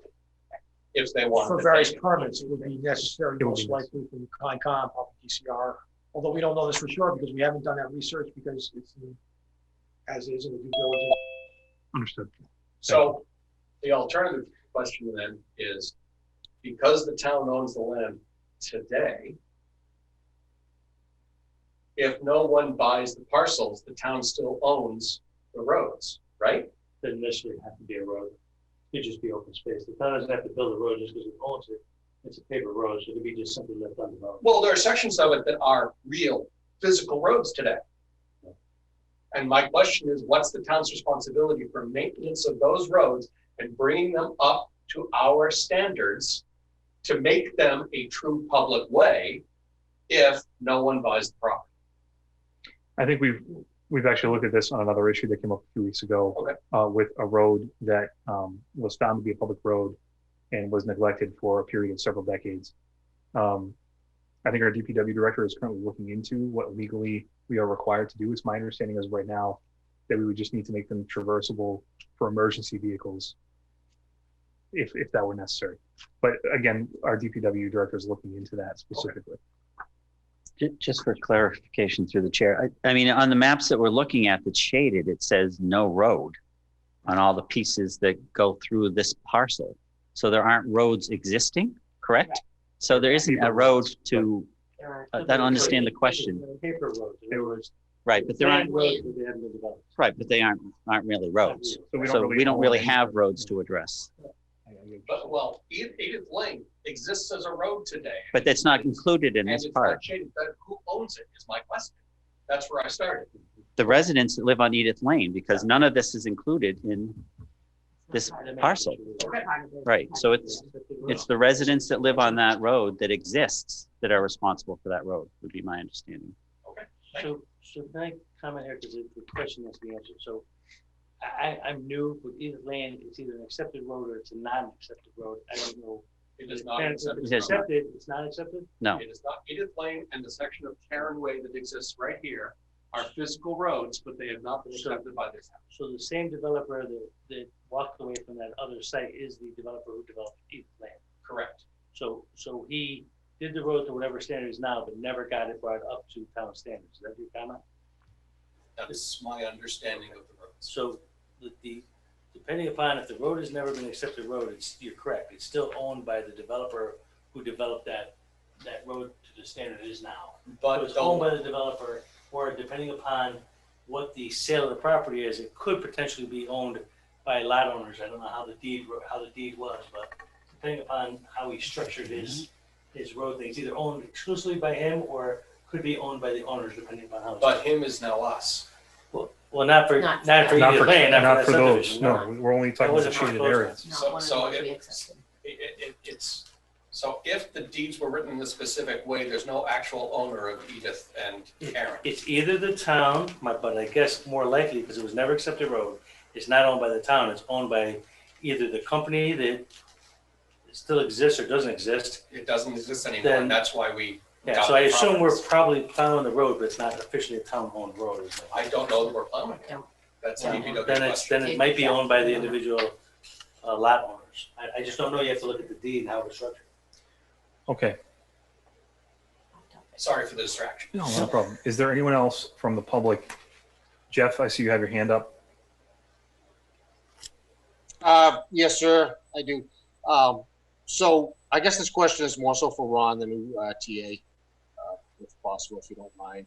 So my understanding, so at the last meeting or previous meeting, when this was presented for board approval to place or to move forward with the auctions of multiple turned over to parcels, We approved that, but in light of what is coming forward, what options do we as a board have to explore pulling that particular item from the auction block for now, and furthermore being able to maybe keep that as town-owned property for the open space?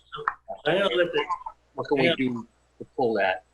I know that the treasurer collector opine more on this issue, but my understanding is that when you do an auction, the auctioneer is expecting to make his price for doing that auction is contingent upon all the parcels, and he would get some amount of sale from those parcels. So in fact, I think we would lose money from the auction because it was obviously seriously shrink the size of the auction. So I assume that we would have to pay him some funds for auctioning property that we're not going to auction. But I'll let the collector be specific. Correct. The contract is in place with the auctioneer, and this is one of the items on the auction that we discussed last week. Do we have, question again through the chair, do we have to auction this parcel? Does it have to be auctioned? No, you don't. So the negative to the towns would be you'd lose money that we paid to the auctioneer. Can I ask, Ron, can I ask for a second that you might be too far away from a microphone, but if you could get from a microphone and maybe speak a little slower. I understand. Usually I'm out. Okay. So the first thing is you would lose some money that we have to pay the auctioneer because of the contract already in place. That would be one. Two is How much are we talking? How much are we talking? Well, let me finish my comments and we'll see if she has that exact amount. Two is you obviously would not be able to reclaim any of the back taxes. The concept of an auction like this is to get revenue from the town that you might have received if the owner of the subdivision paid the taxes he was supposed to, which is the whole purpose of this tax auction, right? So those are the two things you would lose. The town could, if it chooses to, just simply say we're going to keep this for open space and we're never going to develop it. You would then lose whatever revenue from the building of the houses. Of course, in all honesty, you'd lose any cost of that's fine. Those houses by kids and things like that in the school system. So there's a lot of pluses and minuses to the proposal that really is going to leave it up to the Board of Selectmen as to what they think the best overall direction is. Now, keep in mind that this is a proposed subdivision, so at some point in town, this was planned to be houses. Now, what you decide in the future is strictly up to the board. With that, I'm going to ask the collector treasurer if she knows what the amount we would lose as far as that auction portion. The auctioneer has already put out the ads and put down the flyers and done the legal documents. So he estimated it about $500-600. So $500 or $600, that's it? Okay. But we'd also lose the tax revenue for not having all of these properties back. I know. It's my charge as the custodian, as the tax collector. The revenue for these properties is what my charge is. And you did that very well, Beck. I just want to make sure you did a good job on that, and the other delinquencies did a good job on that. Okay. So my question is to the TA, is it feasible to make a motion to request to pull that particular parcel from the upcoming auction and then explore whatever we have to do to keep that as town property, open space? So my answer to that is it's up to the Board of Selectmen to decide to do that or not. That's strictly your option. If you wanted to make a motion, it is an agenda item. That option is available to you as a board member. Yes, sir. With respect, I would make a motion to pull that particular item, Sunny Hill Estates, from the auction, and then we could explore how to pay that $500-600 out of available funds. I have a motion. Do I have a second? Whitman, second. All right, for discussion, Becky, you had your hand up. I would just say the $500 or $600 would be out of that. We'd have to pay the auctioneer for the work that he's done already. We'd also those, as I stated before, they would go back into our tax possession properties and would sit there until we could do either another auction if we wanted to sell them individually, which is this is the second auction I've done in 6 years. So it would be a while. It'll be years before we do another auction because we need to get more more Properties. properties in order to do that. And I just wanted to make that point that if we were to put them back to sell them individually, it would be years from now. Okay, thank you. I think. Oh, sorry. Yeah, we've heard, I think from the professional team we've tasked with doing this, this is a regular process. There's nothing prohibiting the abutters from pooling money together to buy the parcel. In fact, there may be no other interest in the parcel than from the abutters based on the way the subdivision is laid out. I think we have to make a decision based on what's best for the town.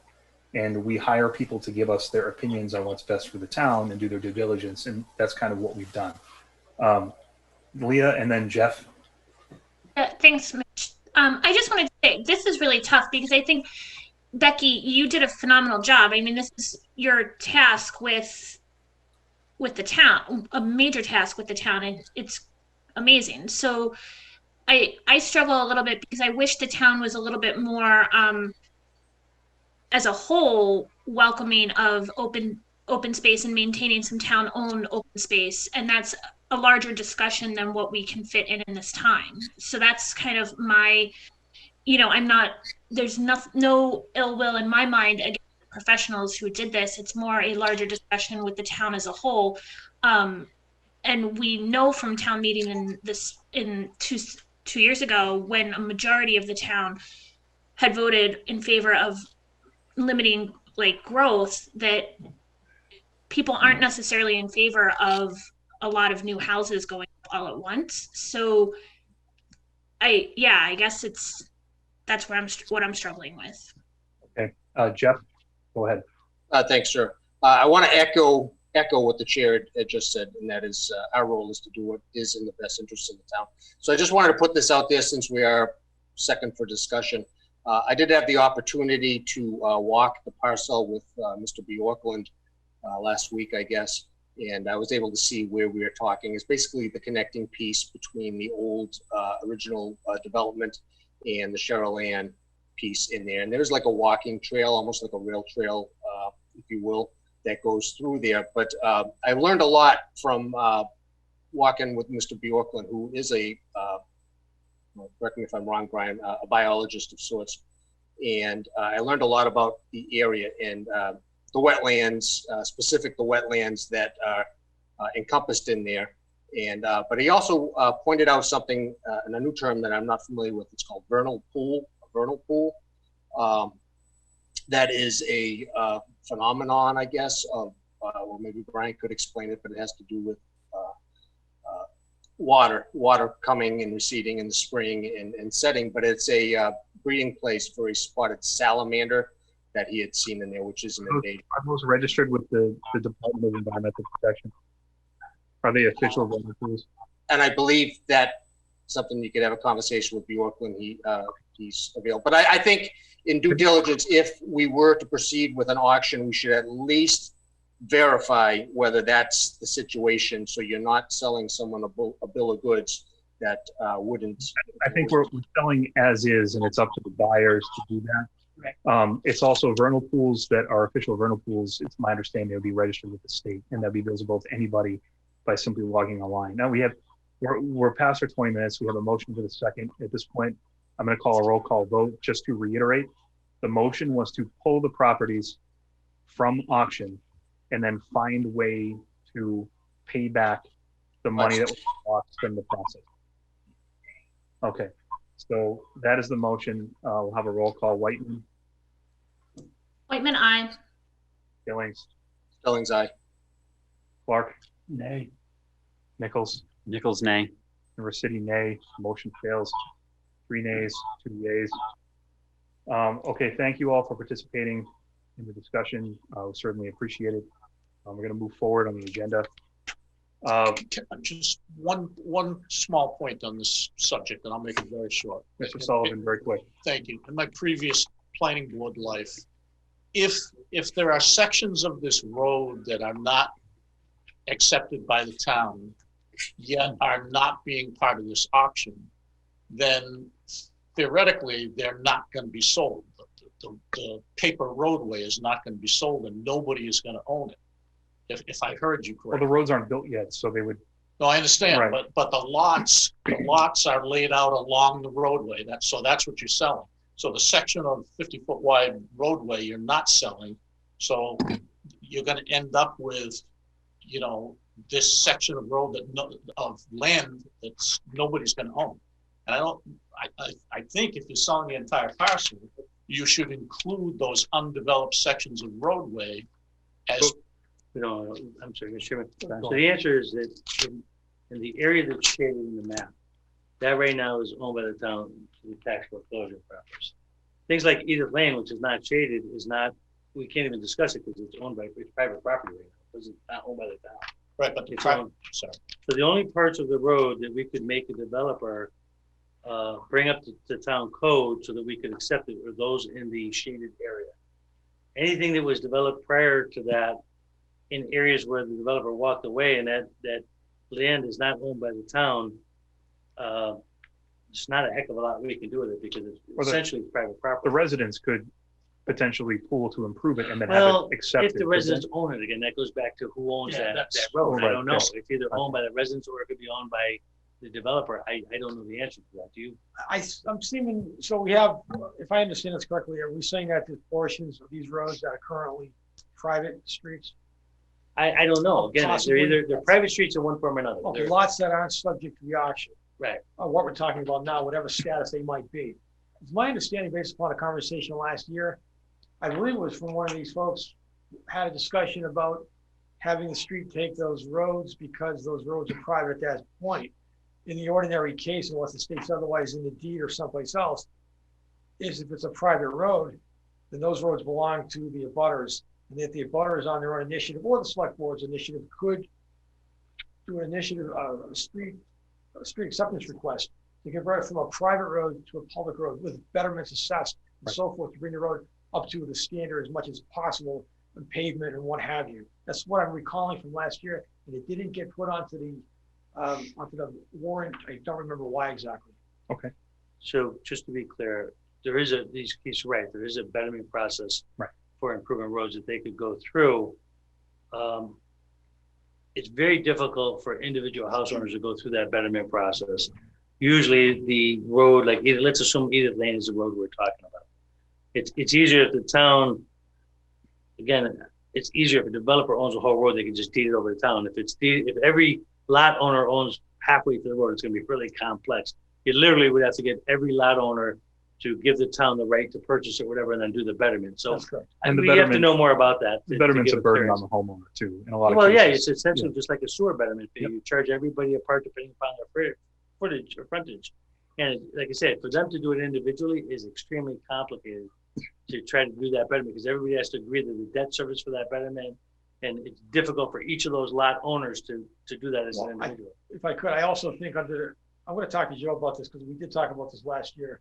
I also think that the town on its own initiative could vote to bring those roads to a town standard possibly. There's more questions out there that need to be looked at, but this is not germane to the auction. It's a separate aspect of it. Yeah, it's nothing to do with this. All right. It's not germane to the issue. Right. Thank you for the background, Dave. Thank you, Mr. Sullivan. I see you heading out. Appreciate it. Thanks, Mike. Okay, moving on the agenda, going back into order. We have an item on the agenda on the old business for a regional dispatch task force update. Jeff, I think this was your agenda item. It is. Appreciate everybody dialing in on this matter. So I'll be brief because we're late into the evening. You appointed me to be the task force representative for a regional dispatch discussion. I just wanted to give you a very brief overlay and maybe check through the posture of the board because we have an upcoming meeting. So we did meet on September 24th via Zoom with the representatives from the various towns who are serviced by Rutland Dispatch in there, and we call that the task force. Original concerns amongst all the towns were the structure of dispatch, and the consensus was that the proper buy-in by each town regarding oversight of dispatch, and they wanted some equity amongst the towns in there. So that was kind of the consensus of the first priority of discussion. There was some discussion about separating the dispatch to be its own entity with a board of directors having oversight. There's discussion about the costs and related to the number of calls for service to make sure that each town was paying their fair share and that the cost per town was fair and equitable in there. And ultimately, whatever this task force's goal would be, to have some sort of an adjustment to the interagency mutual agreement, or the IMA. So there's a follow-up meeting. The second meeting is going to be October 29th at 10 a.m. if anyone's interested. And since the first meeting, the organizer, Ryan from Hubbardston, the TA from Hubbardston, sent some updates, and that the goal of the next meeting is to look over the statistics to understand the costs to each town, and we should be aware of that because Rutland is definitely has the highest statistics for calls for service in there. And continue the discussion on the improvements to the interagency mutual agreement, whether it be a governing board, operations board, reporting, the budget process, and financial oversight in there. We also learned that the original discussion regarding a separation of dispatch cannot be made because that would have to be state legislation would involve that to have that. So that's sort of off the table. They also learned that budget-wise, they cannot have a separate account for other towns working within the town of Rutland's budget in there. So that's been eliminated.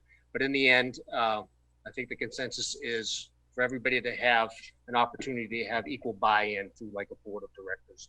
So what I really wanted to do, and we could table it because it's late or whatever, but at least bring this out there. That's what is asked of each town, specifically each town select board, is what are we looking for the oversight of this task force.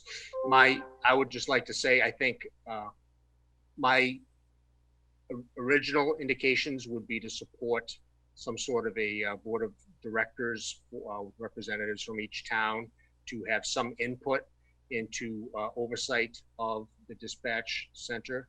I know that some chiefs were in favor of separating it and making its own entity separate from our oversight in there.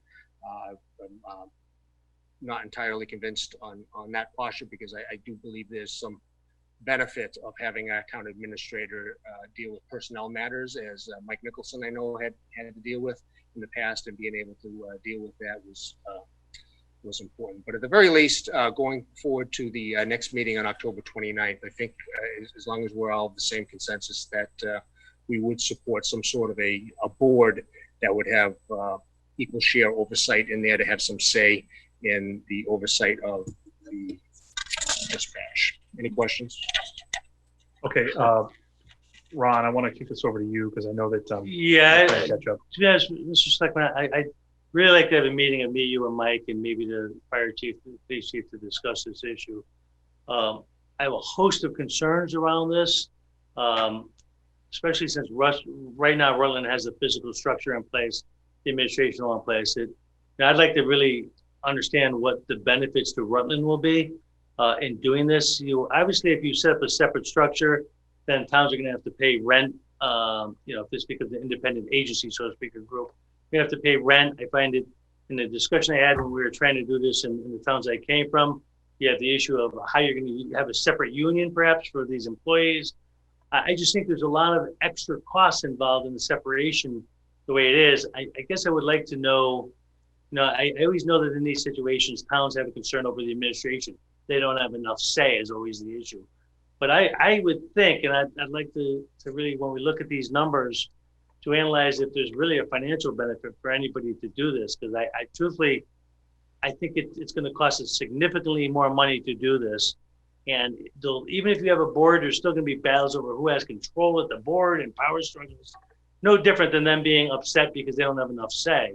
So I really would like to meet with you and our team to think about this and find out, I guess at the end of the day, what's the benefit to us in this? Because I'm not so sure that there is a lot of benefit to us, and whatever town is concerned about this, maybe there's other ways to meet their concerns without having to recreate a whole new horse. Because I think that recreation will be expensive. But that's just my early thoughts. I really would like to bounce that more off with you and our team to discuss that, and then I'm looking forward to the meetings with all the different towns to hear their views. But regional dispatches are controversial in nature and very difficult often for boards to all pass them, and it can be very, very expensive. Because, for instance, whatever we're paying our unions, and I understand there's some concern about what we're paying our dispatchers versus other towns. But usually when you separate the organization, in order to attract dispatchers, you're paying them the highest union set up now, because there's a very big competition right now for dispatchers in the area. So the price of dispatchers is actually very high. So if people think that somehow a regional dispatch is going to lower the price of staff, it's just the opposite. It's going to increase the price of staff. So a lot to discuss, and I think we should really soon have those discussions prior to your meeting, so that we understand where we should go forward, and we can have those discussions with all the selectmen as well. But I guess I would say I'm not convinced out of the box that this is a good idea for this town. But again, I give limited information to make that judgment. So I'm really looking forward to hearing more specifically from you and our dispatchers about that. Okay, Leah, you have your hand up. Thank you. I have a couple questions. I thought the original purpose of this, and maybe I'm misunderstanding, I thought the original purpose of this group was to explore becoming a district. But also, just as an aside, and Ron, I'm sure you know this, I know that MMA and CMRPC both have a lot of regionalization resources. I've gone to a few of the MMA workshops about regionalization. So if that's the question concern, once there's issues that are, have come to light, maybe reaching out to those organizations for guidance or assistance or whatever is an option also. So to respond to you directly, so regional dispatch, the state is trying very hard to do more regional dispatch, because that way you don't have to provide grants to each individual town. And you get more organizations and savings by having regional dispatch, because you don't have multiple overheads. So the state is encouraging regional dispatch. Now, in theory, we're already doing regional dispatch because we have a whole host of towns involved in it. The question, and that the state, I would think, would be okay in terms of our grants for that. And we are in some ways regionalizing. I think the major issue that if I was another town would have is what the other selectman mentioned, Jeff mentioned, is the issue of control. That seems to always be the battle. If they think they're going to save money by separating it, I would argue that that's going to be highly unlikely. But the frustration of those towns is, hey, we don't have any say in how it's run because it's all Rutland and that's a problem and all that. That's usually the issue. But I think that the concept of regionalization from a state perspective, I think we meet that requirement, and they don't have to apply grants to all the different towns. It would be Rutland as the coordinating grant entity. So I think the state would be okay the way it is. I don't know if, Jeff has any other comments, but that's my thought. Correct. Yeah. We're truly are a regional dispatch, and Leah is correct in there that the original discussion was about a redistricting and trying to make it its own little, entity in there. And I just want to reiterate that the research done by the town administrator of Hubbardston said that regarding the separation or this redistricting, they cannot create a separate entity without state legislation. So that's kind of been pushed back in there. So anyways, if nothing else, just for the board's awareness on where we stand so far going into our second meeting.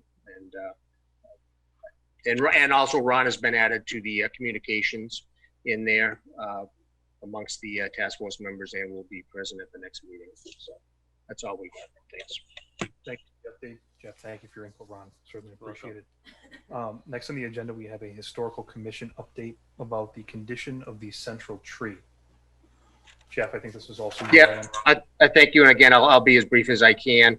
Representing the historical commission also in there. I just want you to be aware that there's now 7 members in there. A couple of them are el officio, or at least one is el officio, non-voting, but we've come a long way from 0 members this time last year to 7 on the seats. They've been meeting at least monthly in there. We met briefly last week. We were cut off with Zoom issues. We're going to meet again on Tuesday in there. But we both boards, the Board of Selectmen and the Historical Commission, share a common agenda item in there, and that is the condition of the central tree. I just want to update this board that since our last meeting in our discussion on that, I have reached out to Scoutmaster Dave Martin, and he has 2 Eagle Scout candidates looking for projects who would very likely be interested.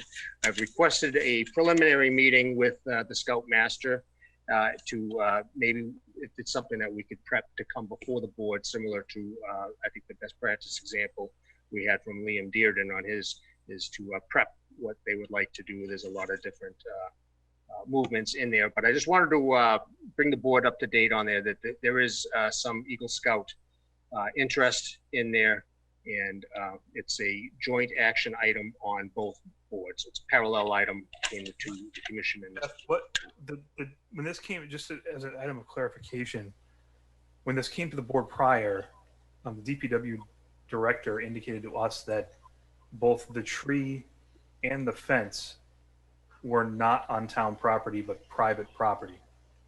That's my understanding. Yep. So would the Eagle Scouts be looking to better a private property? Is that? Well, here's the thing. It's private property with a state registered historic landmark in there. So that's why I think there's a lot of questions for the initial interaction with the Scout, but also interaction with property owners. And one of the property owners was the person who's asking for an improvement in there. So cooperation is certainly there. And I think it's because it's a state registered landmark, we should have an interest in that. And I think it'd be a perfect, if, you know, with the cooperation of the 2 landowners in there, I think it's something that's. Yeah, there's a few issues. If it's a state registered site, I have some concerns because whoever is going to be undertaking the repair is going to have to go to the Mass Historic Commission to get everything signed off on, is my understanding of that process.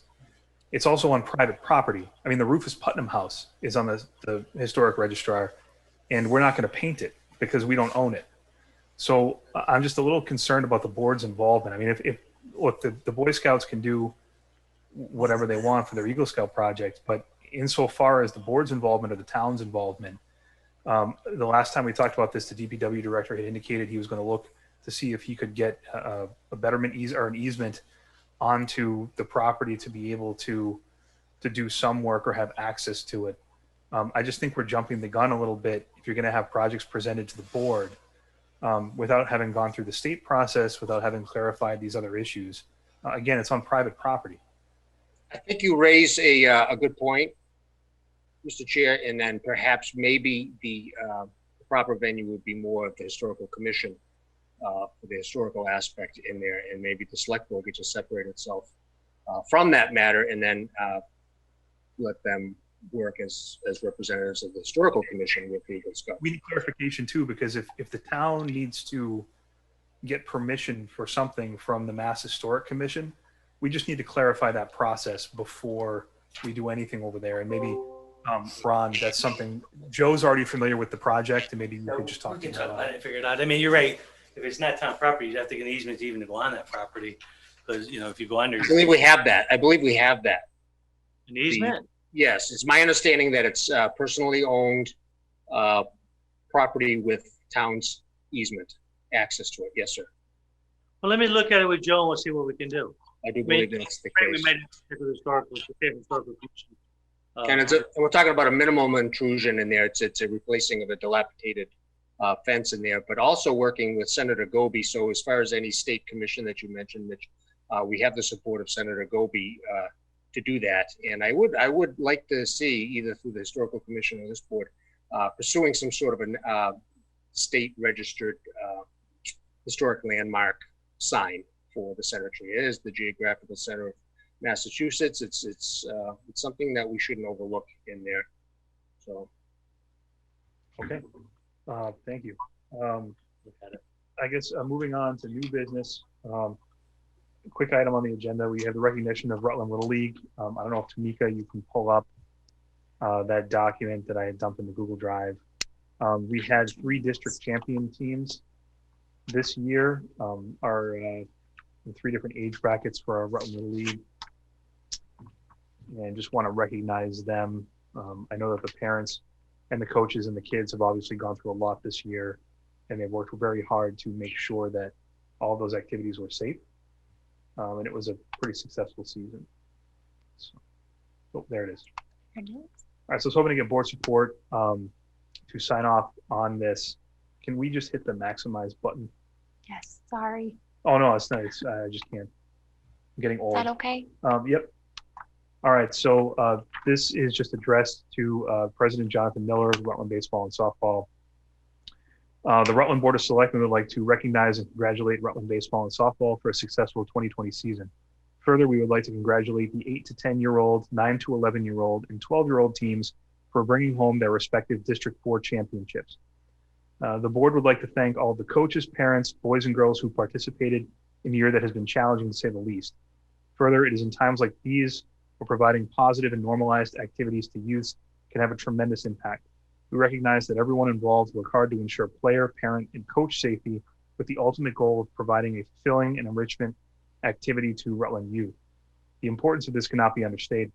On behalf of a grateful community, thank you all for your dedication and effort. To the parents, coaches, and organizers, thank you for working hard to make this endeavor a reality. To the participating youths, congratulations on your success. As a community, we could not be prouder in what you have accomplished. So I was hoping to get a motion to sign this as a board, send it to Rutland Baseball and Softball President Jonathan Miller, and post it on the town's social media account so that all of the parents and the kids that participated could see it. So moved. Second. All right, I have a comment. Yep, go ahead, Leah. I am fine with the letter, but I'm wondering if it should be addressed to, since they're an official organization, if it should be addressed to the Rutland Baseball and Softball group and then their PO box and mailing address instead of a personal individual. I reached out to President Miller today to ask him if it was okay to use that address, and he indicated it was.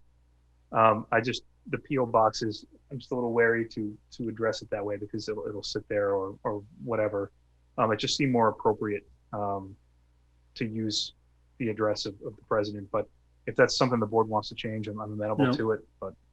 Leave it like it is. Is everyone all right with that? I'm fine. Okay, so we have a motion and a second. I'll have a roll call vote. Whitman, Aye. Billings, aye. Clark, Aye. Nichols, aye. and Vasily, aye. So I guess if we can just have that put on letterhead and we'll sign it. We want to leave it in the annex or the Annex. the annex building. Not on the public safety, the annex, and we'll stop by and sign it as a board prior to the next meeting. Thank you. Jeff, I know that you had attended a ceremony, I believe it was either last week or the week before, and you had requested to say a few words in commemoration of Officer Gregory Travazonian. At this point, I'll yield the floor to you to be able to do that. Thank you, sir. And just also for the board situational awareness, Officer Trapezonian, Trapper Gregory, he served as a police officer in the town approximately 1978 to 1984. He was a leading member of the community, and he passed this past month in there. So the weekend of October 10th, the acting town administrator made the order to lower the flags in the town flags to half staff in his memory, and I just wanted to bring the board up to date. So on that Saturday morning, the Rutland Police Department, Sergeant Freiberg and Officers Catino and Bailey, they performed a very memorable and proper flag lowering ceremony of the three prominent town flags, one in front of Public Safety, Town Hall, and the Lower Common in there. Present was Officer Trapezonian's family, but also it should be noted that a majority of the legacy Rutland police officers, I counted at least 9 or so, including 2 former police chiefs, were present to show up and pay their respects in there. And I just wanted to thank the Rutland Police Department and the acting town administrator, Chief Monaco, for making this happen, for recognizing somebody who had served this town. And it was a good thing, and it was a good weekend, and I just want the board to be aware of that. Thank you. Well, thank you for attending. I know that you were in attendance on the board's behalf. I did represent the board, sir, and I did say some words on behalf of the board and presented Mr. Trapezonian's widow with flowers on behalf of a grateful town. Thank you. Thank you. And obviously condolences to the family. Sounds like an excellent individual. And I know that I've read a lot online that he touched a lot of people in a positive way. So you might have known him from Bill's Garage. If you he in his later years, retired years, he worked pumping gas, and you might not have known him as Mr. Trapezonian, but that's if you frequented that, you would have spoken to him for sure. Right. Okay. Thank you. Yep. Moving on to new business, we have item 46 bond anticipation note renewals for the Heights property, ambulance and cruiser, and the year 2 water and sewer capital improvements. First of all, thank you, Becky. This has been a marathon meeting, so certainly appreciate you Still here. Yeah. So this is a renewal of bond anticipation notes.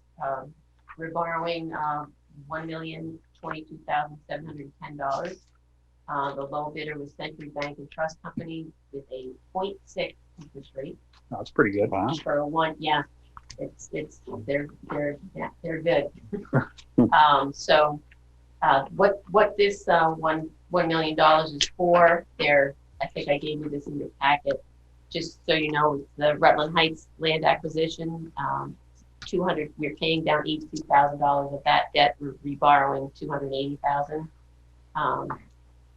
For an ambulance that was authorized in 2018, we are paying down $53,000 on that, and we're reborrowing $159,000. For a police cruiser that was authorized in 2018, we're paying down $15,000, and we're reborrowing $13,710. And this is we're borrowing a new issue of $570,000 for the second year of the water sewer capital plan that was approved in November 2019. And that comes up to the total that we're borrowing. So what I need, all of these authorizations were previously approved at town meetings.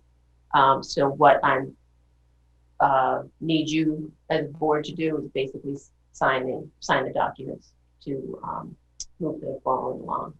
Okay, so do I have a motion to sign the documents per our treasurer? I just have a question for clarification, Becky, if you don't mind, Mitch. Go ahead, Leah.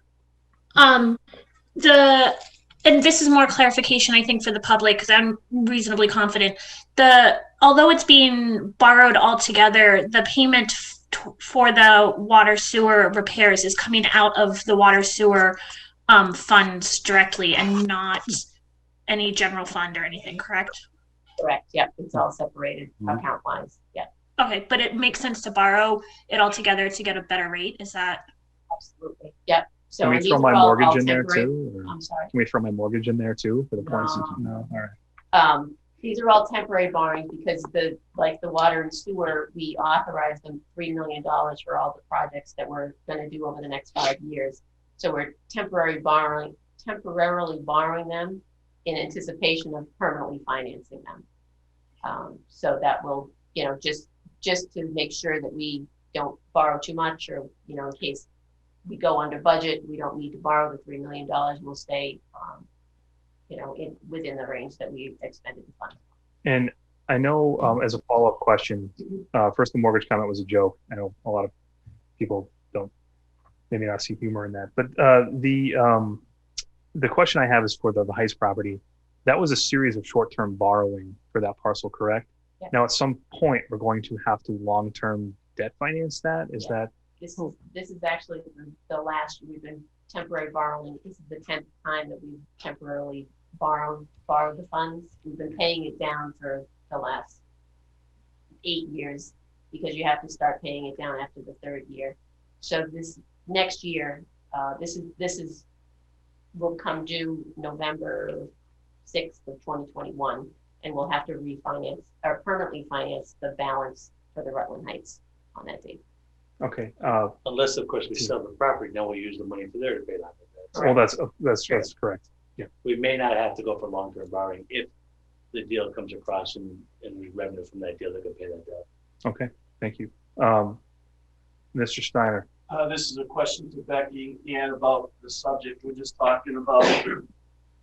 Was it 2011, the town borrowed $546,000 for the purchase of the Rutland Heights project? Yeah. Okay, I was just double checking. Because there was dispute on when the town took it over in 2015, but initially, it's 2011 that the initial money that the taxpayers had taken out on that property for development. That's all. I was just want to try to clear up. So what is the actual, just for my knowledge, because well, I got an A in public finance. It's been a long time. What is the time limit for short-term borrowing? I mean, is there a specified limit that you're allowed to go up to until it has to be long-term debt financed, or? It's 10 years. So it's just 10 years? Yeah. Okay. After 3 years, the borrow, because you could reborrow the amount without paying anything down up for 3 years. After the third year, you have to pay something for the principal, and that's what we've been doing for the last 7 or 8 years. Well, 9 8 or 9 years. 9 years. 9 years. It will be, well, this will be the 9th year. Right. Yeah. Right. So, and then you have to permanently finance. Okay, thank you for that clarification. I appreciate it. All right, I think we have a motion and a second, I believe, to sign per Becky's. We don't have any motion. I'm sorry. Can I get a motion to sign per Becky's request? Moved.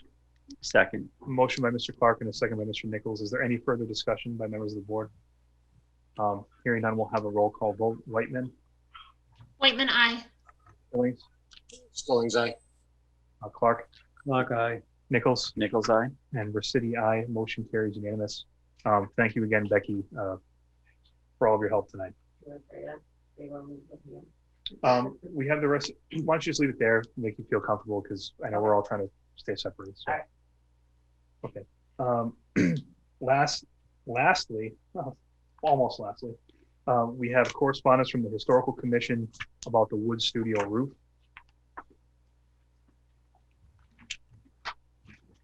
Jeff? I don't even see it. My understanding that from the last meeting that the commission was going to send just a brief correspondence to the board to see what they would have to do because the warrant is open specifically to see that the repair to the roof is possibly addressed in the special meeting. Okay. Just kind of as an FYI too, I know that you requested this. I give you an indication that the Historical Commission, I would ask them to check in with Harry Seckman, who's the chair of CIPC, which has to vet all of the capital purchases over a certain amount before they go to be placed on the warrant. And it might be something that has already been discussed and already in the pot. So I would just make sure you touch base with them before we take it up as an issue. Will do. We had not discussed that, so thank you for reminding me on that. We're meeting tomorrow night, and I will be sure to bring that up with a similar request to CPIC. I'll make that happen tomorrow. Okay, great. Prior to the final item on the agenda, which is executive session, is there any other business to come before the board? Any of the board members want to bring up? All right, hearing none, I'll entertain a motion to go into executive session to, I guess, come out only for the purposes of adjournment is how we would handle it for the Zoom open meeting. You don't have to. You can just say, for the purposes of it, you'll say you adjourn from executive session. You don't have to return to open session. Right, for the purposes of adjournment. Yeah, for executive session. So moved. Second. All right, we have a motion and a second. Do we have any discussion? Hearing none. I have a roll call vote. Whitman? Whitman, aye. Billings? Aye. Clark? Aye. Nichols? Nichols, aye. Aye. Motion carries. We're now adjourned from public session. We are in executive.